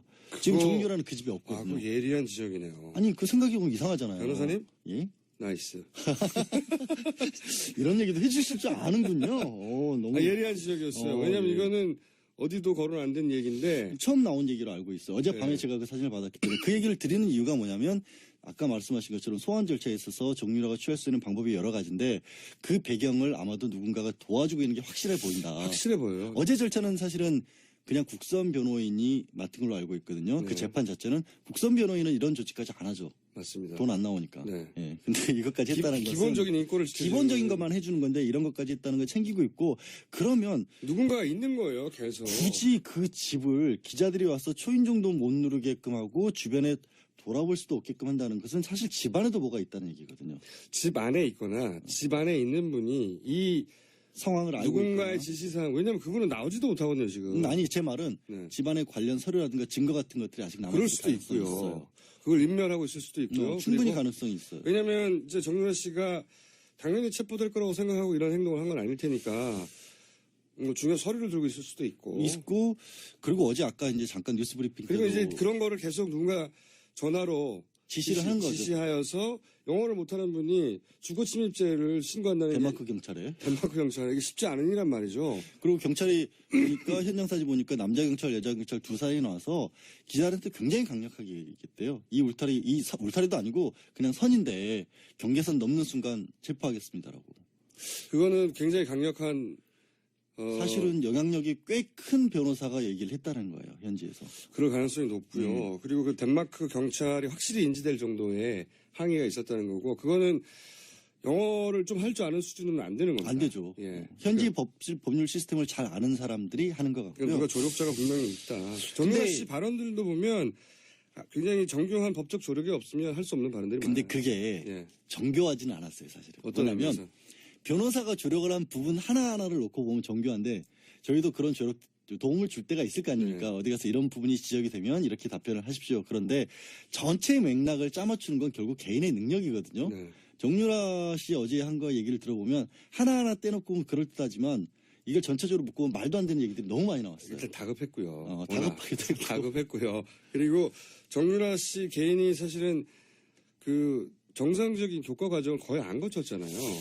그래서 네. 저는 그러다 보니까 할 수 있는 최대치를 저는 뭐 하는 거다. 제가 보기에는 잘했다고 할 수 있는 최대치를 그 정도 만약에 정말 아무런 조력을 받지 않고 무방비 상태에서 기자들이 그런 질문을 했다면 사실 그런 답변을 못합니다. 아무도. 근데 참 그런 것 같아요. 일종의 어렸을 때부터 부정하고 특혜 같은 것이 몸에 배 있어서 본인이 받았던 거가 얼마나 잘못된 것인지에 대한 인식은 전혀 없고 그건 없는 것 같아요. 본인한테 조금만 불리한 것들 예를 들어서 아이 문제 이런 거는 굉장히 억울해하고 이런 모습을 보니까 진짜 인지 부조화가 거기서 생기는 것 같아요. 우주가 자기를 중심으로 돌아왔다고 할 정도의 거침이 없이 살았잖아요. 어디 대학 가고 싶으면 가는 거고. 그러니까 말 타고 싶으면 뭐 삼성이 사주는 거고요.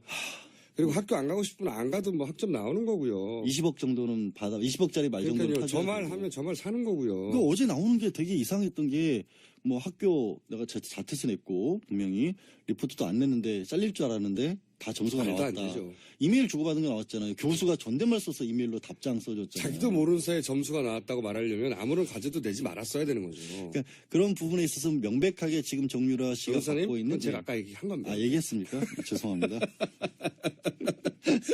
한 번 더 강조하고 싶었어요. 사실 이 얘기 너무 약 올랐어 얘기하다 보니까. 그런데 이제 정유라 씨 얘기하면 가장 중심에 있는 게 결국은 이화여대 뭐 특혜 입학, 학점 특혜 교수님들은 다 부인하다가 드디어 한 분이 구속됐고 이제 옥죄옥 가고 있습니다.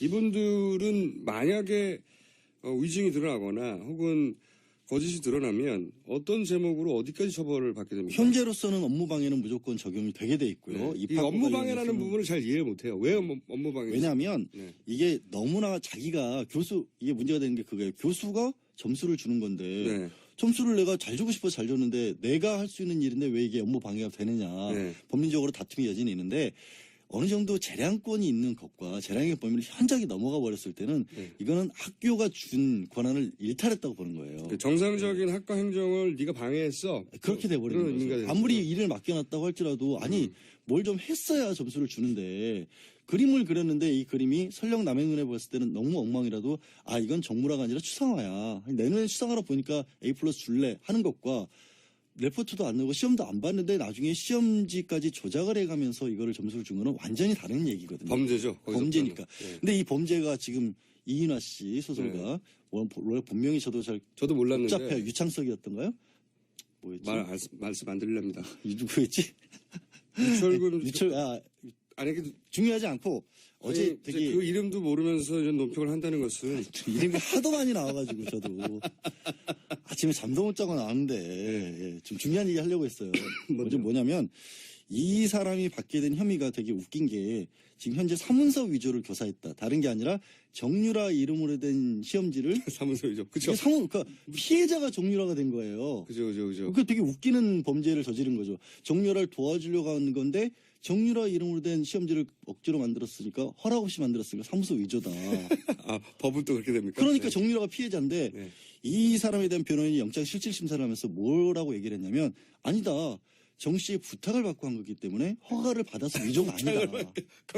거꾸로. 예, 서로 지금 책임을 미루고 있는 건데. 서로 먹이고 있는 중이네요. 예, 근데 네. 그렇게 돼서 그래서 이런 부분들이 많이 있어서 정유라를 빨리 들어오면 폭탄 발언할 가능성이 충분히 있다고 봐요. 그래서 더더욱이 송환을 빨리 그렇죠. 정유라 씨 개인에게 적용되는 범죄 크기는 그렇게 많지 않은데 근데 이제 알고 있는 것들이 많이 있을 것이다. 본인이 네. 얘기를 하면서 그게 무슨 의미를 가진지 모르고 얘기를 할 수가 있어요. 특히 법적 조력을 받지 못하고 가둬져 있을 경우는 구금 상태에서 이제 전문가들이 질문을 하고 허점을 파고들면 그 논리가 이제 붕괴되게 돼 있거든요. 표준 답변을 그렇죠. 넘어서면. 일단 말씀하신 거는 이제 혐의였으니까 이인화 신문 소설가 같은 경우에는 현재 업무 방해도 있고 5년 이하고 사무소 위조 관련된 범죄는 다 10년 이하거든요. 그럼 세요. 15년까지 최고 올라가는 그런 범죄가 돼버리는 거고. 그러면 그분보다 훨씬 더 의혹의 중심에 있다고 지금 의혹을 받고 있는 김경수 학장 같은 경우는 김경수 학장 같은 경우가 이 모든 거에 배후에 있다라는 의혹을 받고 있죠. 의혹을 받고 있는 거죠. 위증은 거의 확실해 보여요. 이미 그거는 거의 뭐 1년 있다 확보된 것 같고요. 그 국회에서의 증언 및 감정에 관한 법률에 의해서도 1년 이상 10년 이하거든요. 이게 뭐가 이상이 붙은 거는 굉장히 센 범죄입니다. 그렇죠. 그 밑으로 못 떨어진다 그렇기 때문에 네. 벌금형이 없어요. 이거는. 10년 이하로 가면 한 달부터 10년 사이거든요. 이분은 이것만으로도 벌써 10년이 확보가 된 셈인데. 아이고 큰일 났네요. 제가 그렇게 조언하지 않습니까? 교수님도 빨리빨리 자백해야 된다고. 이 양반은 빨리 나오는 게 차라리 나아요. 지금 괘씸죄까지 붙을 판이고 거기다가 가만히 있으면 가만히 있을수록 관련된 증언들이 계속 나오는데 그러니까요. 다 화살표가 거기로 향하고 사진 있거든요. 출두해서 나 잘못했다고 하는 게 훨씬 나아요. 자백 자수하면 절반으로 깎입니다. 10년에서 5년. 제가 바로 그 순간에. 교수님들 거기는 다른 동네니까 하던 대로 하신다고 되는 게 아니라고 제가 말씀드리는 건데. 그렇죠. 그런 부분이 있고. 근데 정유라 씨도 아까 잠깐 이제 법조계에서 말이 많은 게 업무방해 이런 정도까지는 사실 법정적으로 낮고 이걸로 또 본인이 직접적으로 한 게 아니라 어머니가 한 거니까 그렇죠. 과연 성립을 시킬 수 있을까라고 하는데 본인도 알고 있었던 정황 딱 SNS에 뭐라고 썼죠? 2014년 12월에 본인이 합격했다는 것에 대해서 주위에서 미리 하니까 알았다고. 미리 알았다는 것도 있고 시비를 좀 건다 그러면서 돈 있는 것도 힘이다, 능력이다. 그렇게 말했죠. 네, 그렇게 말했죠. 부모도 돈도 능력이라고. 이건 업무방해에 대해서 본인도 잘 알고 있었던 얘기예요. 그러니까 이게 이런 것 같아요. 워낙 방대한 분야에 걸치지 않은 일이 없고 그리고 지금 디지털 시대라 남겨진 정황들이 많이 있어요. 그러니까 저는 이 말을 진술 하나를 더 끌어냈으면 좋겠어요. 정유라 씨 입에서 권력도 능력이다. 그런 거죠. 이런 걸 끌어내면 네. 이게 어머니가 같이 한 일에 공범으로까지 가능해져요. 그래서 사실은 그 박근혜 대통령과의 연도 딱 초등학교 때밖에 10년 전으로 몰랐다. 끊어버린 거죠. 네. 그런 모습들이 많이 보이고 있어요. 자, 그러면 이 교수님들에 대한 다시 한번 그 가슴 아픈 조언을 드릴 수밖에 없네요. 저희가 이제 계속 얘기했거든요. 그 동네가 다릅니다. 동네가 달라가지고 거기가 험한 동네예요. 빨리 가서. 교수님들이 예. 변호사로서 일할 때도 굉장히 어려운 분들이세요. 왜냐하면 자기 논리가 있죠. 그렇죠. 가르쳐드리면 그게 저보고 틀렸대. 그렇죠. 법이 틀렸대. 그러면서 법이 틀렸다. 자꾸 강의를 하시려고 하는데 네. 지금 상황에서 강의하시면 큰일 납니다. 진짜. 그래서 자기 논리로 어쨌든 자기 분야에서 어쨌든 먹혔으니까 교수까지 가셨기 때문에 늘 가르치시다 보니까 네. 가서 검찰한테도 가르치려고 하세요. 교수님들이 검찰 앞에 가서 제일 빨리 깨져요. 그걸 아셔야 돼요. 걱정입니다. 역시 수사에 받는데 전문가. 전문 피의자로서. 자, 저희는 이제 교수님들한테 충정 어린 조언을 다시 한번 드리고요. 양지열 변호사, 악마의 변호사가 그렇게 말을 했어요. 10년도 넘을 수도 있다. 아니 법정형으로는 충분히 그럴 수 있다. 빨리 용서를 구하지 않으면. 그리고 양질 변호사가 오는 금요일 날 다시 한번 출연을 짧게 하십니다. 그 이유는 금요일 날 와야 되는 거예요? 빅뉴스가 있습니다. 알겠습니다. 네. 양질 변호사였습니다. 감사합니다. 네, 고맙습니다. 그죠? 그런 것도 이제 의심스럽다는 거 지적하시는 거고. 국내 과정 신용보증장이 나가는 과정도 석연치가 않고. 네.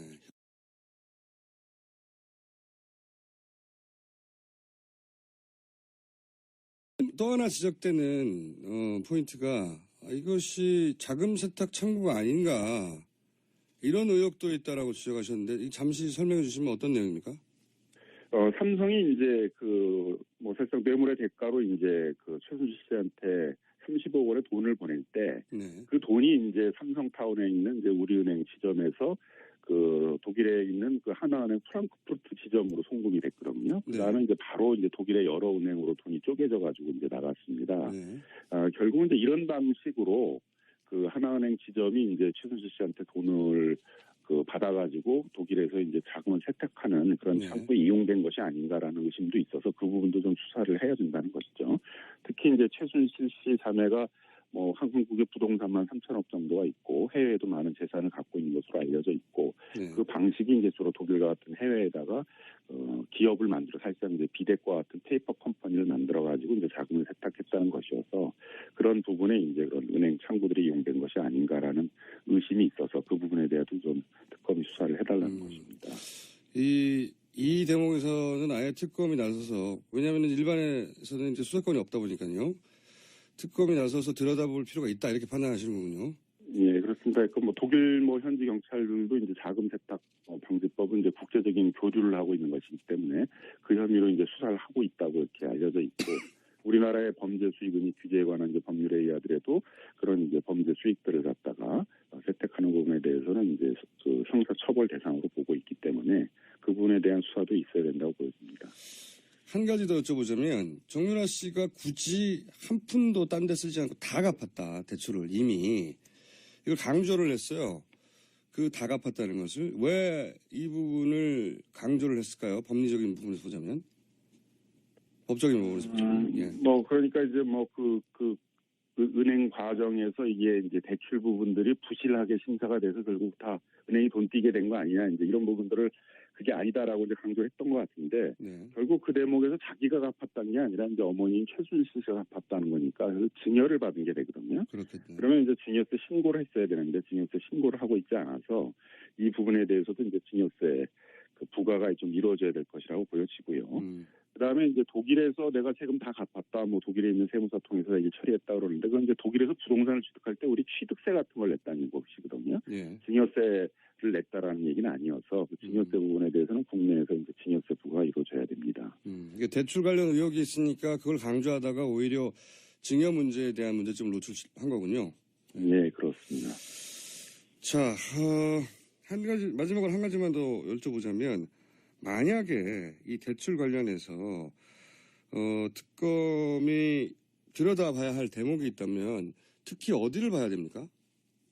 결국은 이제 국내에 있어서의 외야 지급 신용보증장을 발급하는 과정도 정상적인 게 아니었고, 그다음에 독일 현지법인에 있어서의 대출 부분도 정상적인 게 아니었는데 굳이 하나은행이 정유라 씨라는 19세 정도의 미성년자에게 그런 특혜를 줘야 될 이유는 없거든요. 그렇죠. 그러면 이제 결국 하나은행 본사에서 이제 그런 업무를 처리하도록 지시를 했던 것으로 보여지고, 그런 부분에 대한 수사도 이루어져야 됐고, 또 하나은행 입장에서는 괜히 그걸 해줄 리가 없잖아요. 그러면 결국 하나은행 측에다가 그런 것을 해주도록 요구한 게 이제 있다면, 그게 어떤 청와대는 어디 권력이 했다면 그 부분에 대해서는 이제 직권남용죄가 되는 거니까 그 부분에 대한 이제 수사도 이루어져야 된다고 생각이 듭니다. 알겠습니다. 오늘 여기까지 듣겠고요. 저는 이 문제가 계속 커져갈 것 같으니까 그때마다 변호사님 연결하겠습니다. 오늘 말씀 감사합니다. 예, 감사합니다. 네, 지금까지 참여연대 김남근 변호사였습니다. 시사인의 김은지였습니다.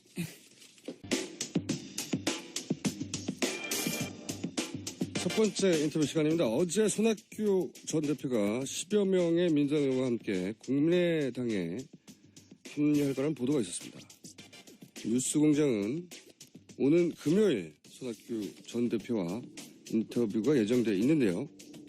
그런데 이 보도가 있자 안희정 도지사가,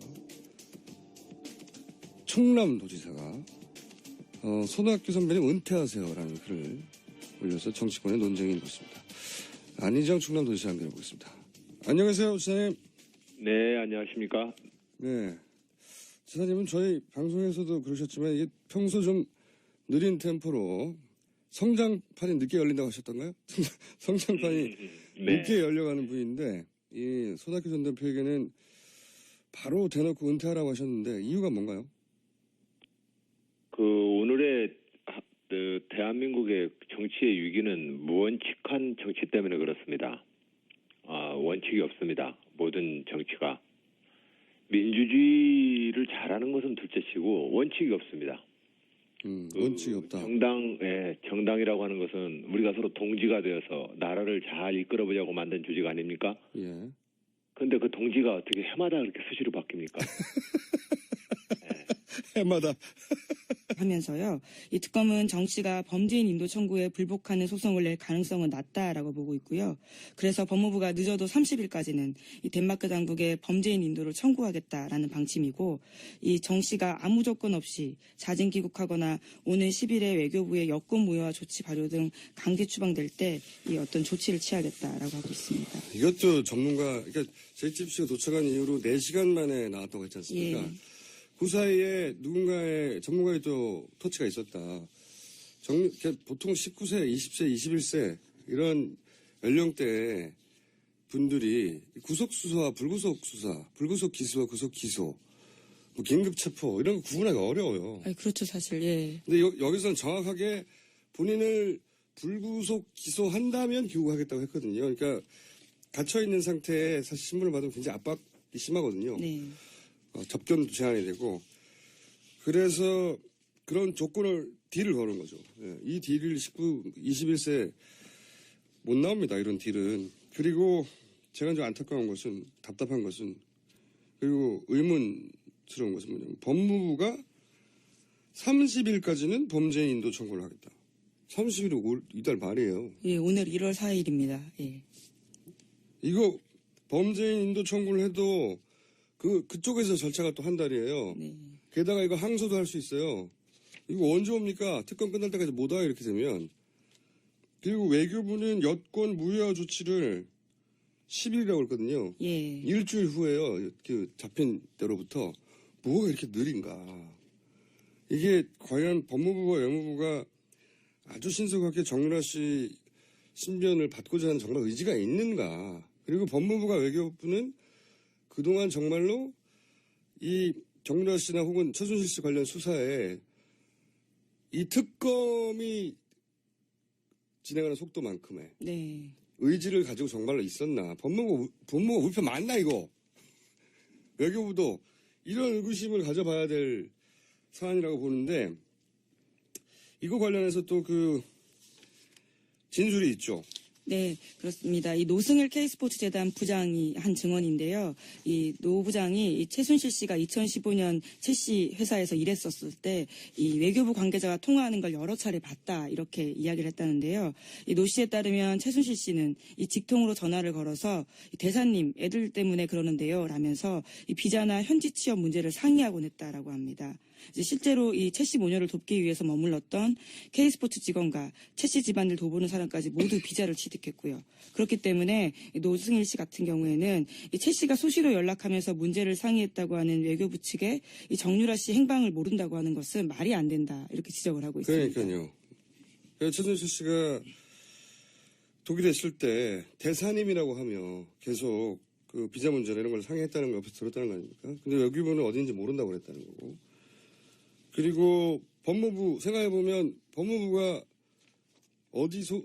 법무부 장관 아래에 있고 총리 아래에 있잖아요. 법무부가 반드시 이 문제를 신속하게 처리할 거라는 생각을 하면 안 되는 것 같고, 그리고 가능하면 이런 거 있으면 가능하면 법에 규정된 것 중에 가장 느리게 한다든가 아니면 그냥 법 규정대로만 한다든가, 법 규정을 어기면 안 되니까.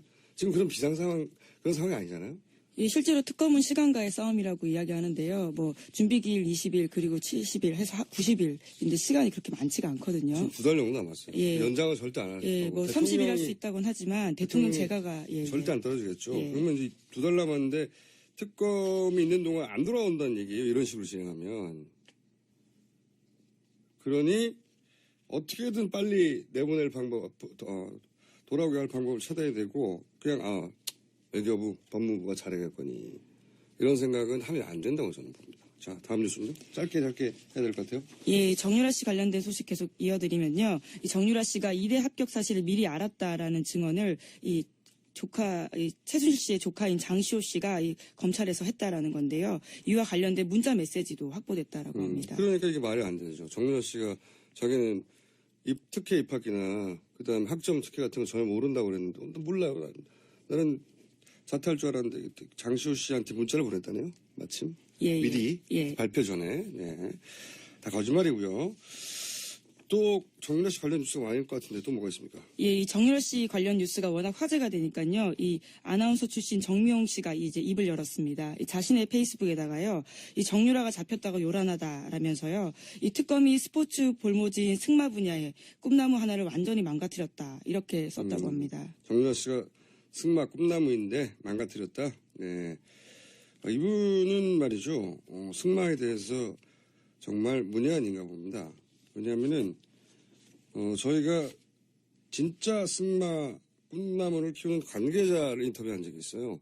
그분이 정유라 씨의 승마 실력에 대해서 저희한테 증언을 한 적이 있습니다. 잠깐 들어보겠습니다.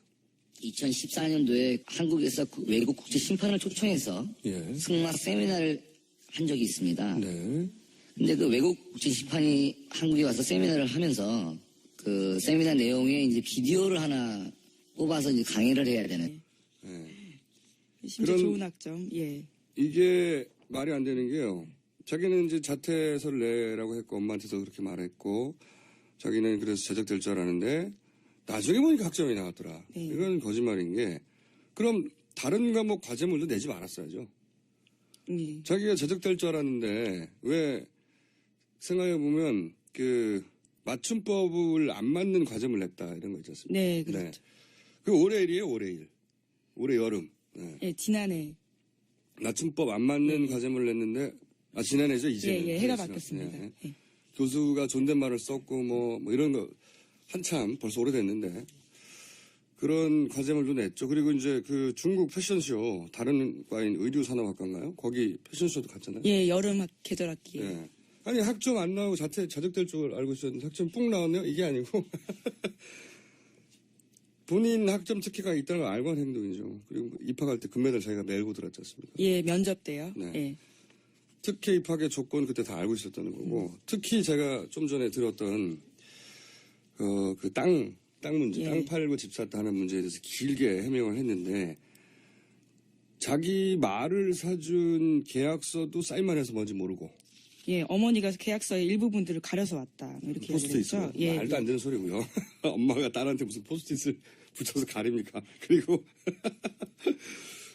그리고 자기 자신의 입학 과정, 자신의 점수 다 몰라요. 자신은 다 모르는데 갑자기 땅 문제가 나오니까 아버지 땅을 받아가지고 외환은행에서 담보로 2차례에 걸쳐 6만 유로 대출을 받아가지고 돈을 안 쓰고 대출을 다 갚고 뭐 이런 얘기 쭉 하잖아요. 예, 1원 한 장 쓰지 않았다. 다른 돈을. 그걸 정확하게 담보대출의 뭐 액수, 횟수, 뭐 은행, 뭐 자금 출조 정확하게 아는데 이게 훨씬 어려운 일이란 말이죠.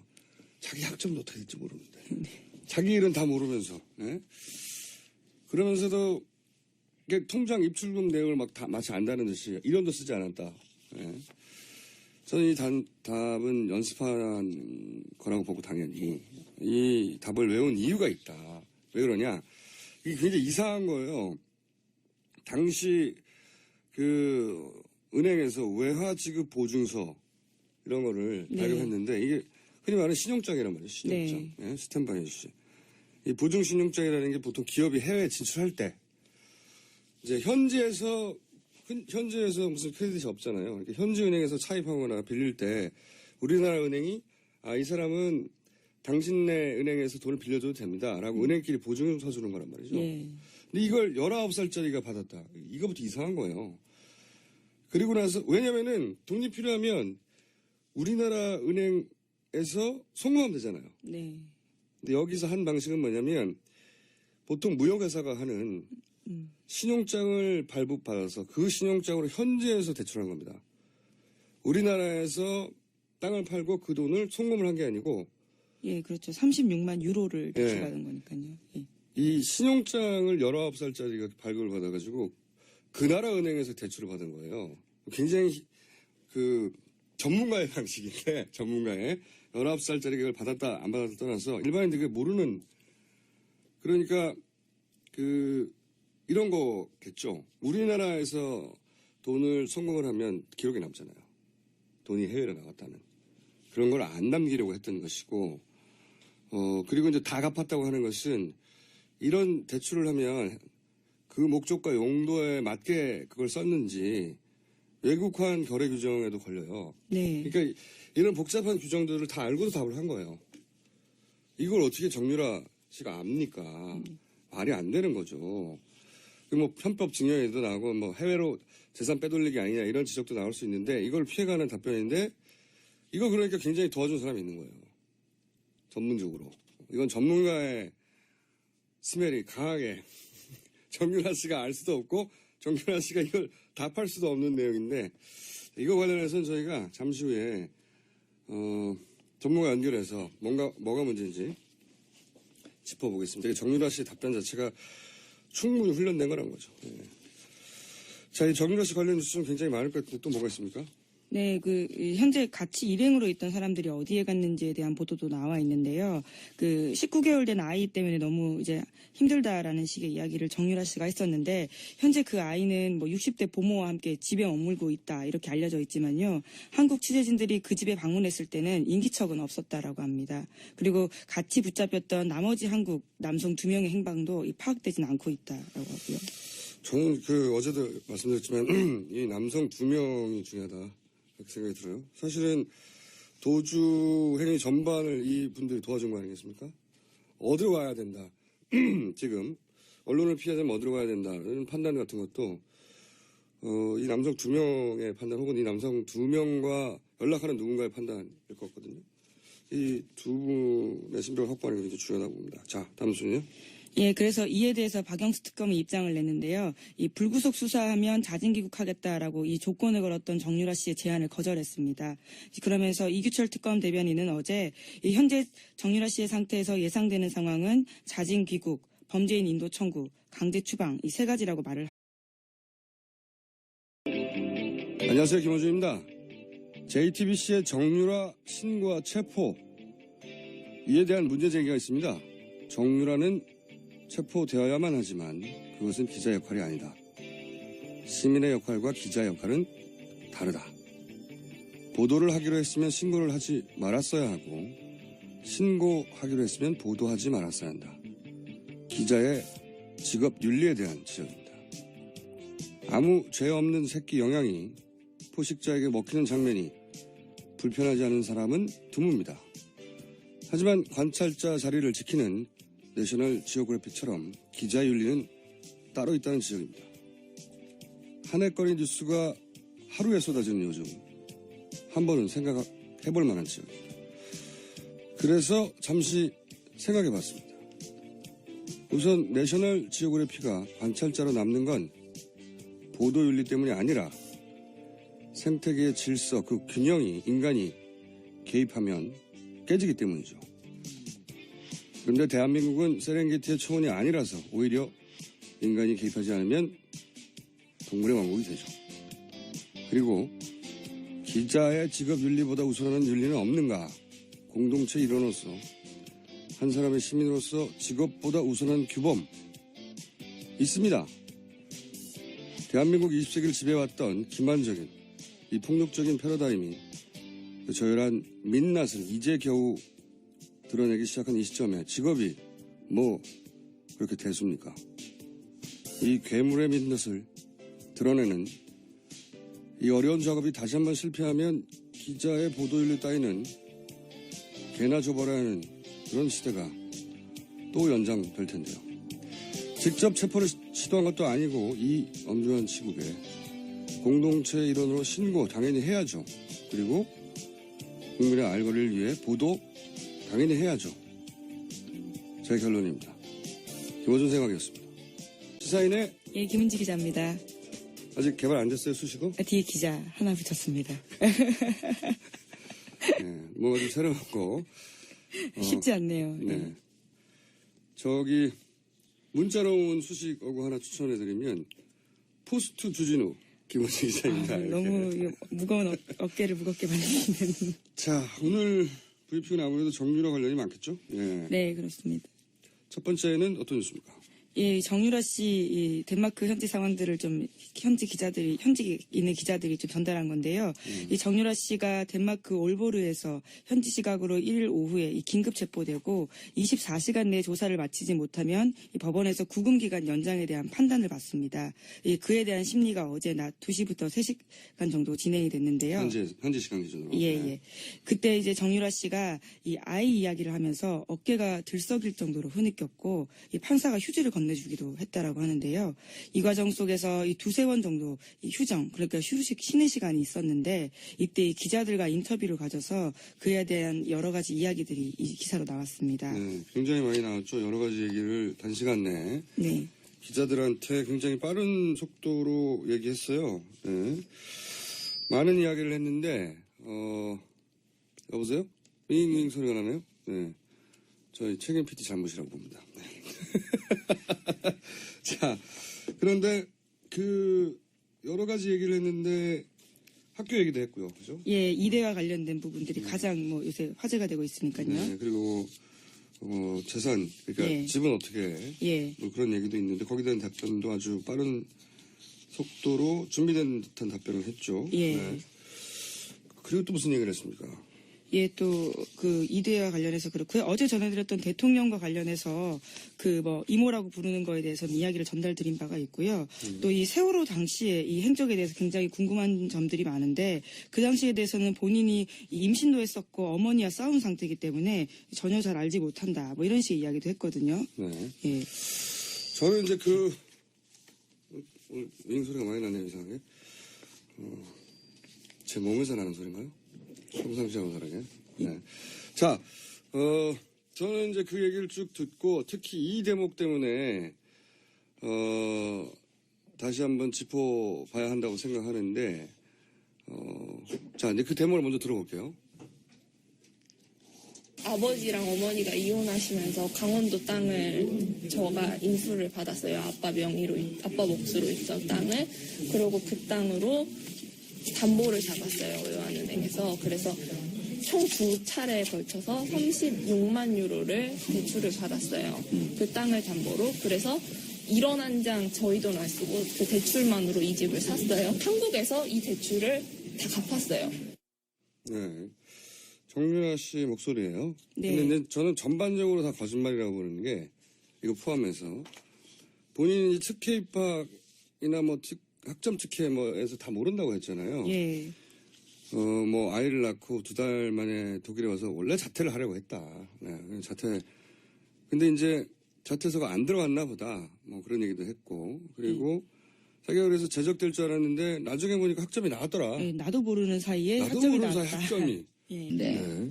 가장 좋지 않은 예로 타고 있는 선수를 비디오를 선정된 게 정유라 사진을 선정하더라고요. 왜냐하면 외국 코치는 모르니까. 정유라 학생이 누군지 모르고. 네, 모르니까. 국내 선수들 중에 가장 나쁜 사례로 든 게 정유라 학생이었다. 자, 꿈나무 아닌 걸로 저희 전문가들은 정명 씨에게 진짜 승마 전문가들을 좀 만나보길 권해드리고요. 자, 다음 뉴스는 시간이 저희가 없어서 빨리빨리. 예, 정유라 씨 친구 아버지 회사를 알려줬던 KD 코퍼레이션 관련된 뉴스 단독이 여러 개 나왔는데요. 네, 어제 KD 코퍼레이션 저희가 얘기를 강하게 했는데 줄줄줄 KD 코퍼레이션도 끌려 나오는군요, 지금. 네. 네, 제목만 말씀드리면 네. 박 대통령이 이 특허 소송까지 개입을 했고요. KD 코퍼레이션 관련한. 예. 본인은 관련 없다는 듯이 예. 실력 있으니까 뭐 당연히 되는 거 아니냐는 식으로 얘기했는데. 예, 기회를 주자는 차원이었다라는. 거짓말했다는 게 밝혀진 거죠, 또. 예, 게다가 네덜란드 국왕에게까지 이 민원했던 정황이 발견됐다고 한겨레. KD 코퍼레이션을. 예. 그리고 또 원동기 흡착기 기술을. 네. 예, 그리고 또 대통령이 프랑스 방문 때 또 이 회사를 밀어주겠다는 시도가 있었다라는 진술도 나왔다라는 겁니다. 그러니까 대통령께서 그 기자 간담회죠. 간담회 한 거를 이제 음성들을 제가 쭉 저도 녹음된 거를 기자들이 몰래 한 걸 들어봤는데 이 녹음 그 기자 간담회 덕분에 더 많은 기사가 나오게 생겼어요. 이제 앞으로 본인이 했던 말을 뒤집는 제목만 읽어주세요. 남은 거는. 예, 이 특검이 서울 남부구치소 압수수색했는데요. 이 말 맞추기 정황이 발견됐다라는 겁니다. 말을 맞추는 것 같아서. 예. 구치소도 압수수색했다. 예. 특검 잘한다. 다음이요. 그리고 이제 임명진 이 새누리당 비대위원장이요, 이 광폭 행보를 벌이고 있는데 친박 핵심에 대해서 이 종양의 뿌리다 이런 이야기도 하고요. 지금 친박하고 예. 핵심과 임명진 비대위원장이 이제 대결 구도가 계속 보도되고 있죠. 예, 네. 6일까지 이 입장을 정하라는 건데요. 일본 같았으면 할복한다. 뭐 이런 이야기도 했습니다. 저는 이건 어느 정도 짜고 치는 약속 대련이라고 보는 면이 있는 게 왜냐면은 이분이 들어올 때 탈당하겠다고 하는 이정현 대표나 서청원 대표의 이야기를 미리 들었어요. 그래서 인적 성산이 어느 정도 이루어질 수 있으니 내가 강하게 나가야 되겠다. 그렇게 이제 약속 대련의 부분이 있었는데 뭐 그 과정에 양측의 감정이 좀 상할 수는 있지만 보면 이를 필요 이상으로 키우는 점이 있습니다. 네. 필요 이상으로 커지고 있다. 네. 왜냐하면 이렇게 빵 커지고 그런 다음에 인적 청산이 돼야 아무래도 사람들 눈이 보기 갈등 끝에 결국 청산되었구나 이런 대외적인 효과가 극대화 되겠죠. 네. 그래서 약속대로의 면이 있다고 본다. 개인적인 의견입니다. 자, 여기서 저희가 아까 잠깐 초반에 말씀드렸던 정유라의 은행 대출권 여기에 특혜가 있다. 사실 이거 석 달 전에 잠깐 나왔던 뉴스거든요. 저희는 짚었는데 이번에 다시 한번 제대로 짚어보겠습니다. 일찌감치 이 문제를 제기해온 참여연대 김남균 변호사 전화 연결하겠습니다. 안녕하세요, 변호사님. 예, 안녕하십니까? 네, 정유라 씨가 이제 그 하나은행으로부터 36만 현재 기준으로 한 4억 5천 정도 외화 대출 받았는데 이게 어떤 방법으로 대출 받았는지 잠깐 설명해 주십시오. 먼저 국내에 있는 이제 최순실 씨와 정유라 씨 공동 명의로 되어 있는 평창의 땅을 담보로 해가지고 3억 원 부분에 대해서 외화 지급 이제 신용 보증을 받았고요. 네. 또 그 추가로 이제 최순실 명의 예금을 담보로 해서 1억 5천만 원에 대해서 이제 외화 지급 그 신용 보증을 받았습니다. 네. 이걸 가지고 이제 독일 그 하나은행 그 독일 법인으로부터 외화 대출을 이제 받은 것입니다. 여기서 어떤 문제점이 있다고 보십니까? 석연치 않다고 지적하신 이유가? 네, 첫 번째는 이제 그 외화 지급 그 신용 보증장이라는 것이 이제 무역 거래를 할 때 쓰는 거거든요. 네, 그렇죠. 그러니까 대부분 이제 기업에게 발행해 주는 것이고 네. 개인에게 발행해주는 경우에도 보통은 이제 이런 무역 거래를 하는 기업의 임원들이 보통 받게 되는 것인데 당연히 그렇겠죠. 전혀 시험장인데. 이제 소득도 없고 이제 19세에 불과하고 다른 신용거래도 없는 사람인 정유라 씨한테 이제 외환 지급 보증이 갔다는 것들이 이제 굉장히 의심이 가는 부분들이고요. 그러니까 무역에서 네네 또 하나. 네. 그다음에 이제 독일 부분에 있어서도 이제 대출을 받을 때 네. 그 비대기에 있는 이제 재직 증명서를 가지고 받았는데 예. 사실은 이제 그 정유라 씨는 이화여대 이제 학생 신분으로 잠시 승마 연수를 위해서 독일에 간 것이거든요. 공식적으로 그러니까 그렇게 이제 되죠. 예. 그러니까 장기 체류자가 아닌데 장기 체류자가 아닌 사람이 이제 해외에서 부동산을 취득하게 되면 이제 해외 부동산 취득 신고를 해야 되고 외화 차입 신고를 해야 되고 이제 많은 그 외환 거래에 대한 신고를 해야 됩니다. 그러니까 이걸 피하기 위해서 이제 그 해외에 재직하는 이제 직원인 것처럼 만든 건데요. 그러려면은 이제 노동 허가서, 독일 정부가 발행하는 노동 허가서나 체류 허가서를 이제 내야 됩니다. 근데 그런 서류가 전혀 없었는데도 외화 대출을 해줬거든요. 은행이라는 데가 이제 대출에 있어서는 뭐 굉장히 엄격하고 그렇죠. 엄격한 외화 서류 심사를 하게 되는데 그런 게 전혀 없이 이제 해줬다는 것도 이제 석연치 않다는 것입니다. 그러니까 이제 말타로 잠시 간 학생이 현재 있는 회사의 정직원처럼 그런 서류를 냈는데 은행에서 다른 관련 필요한 서류도 없는데 이 대출을 허용해 줬다는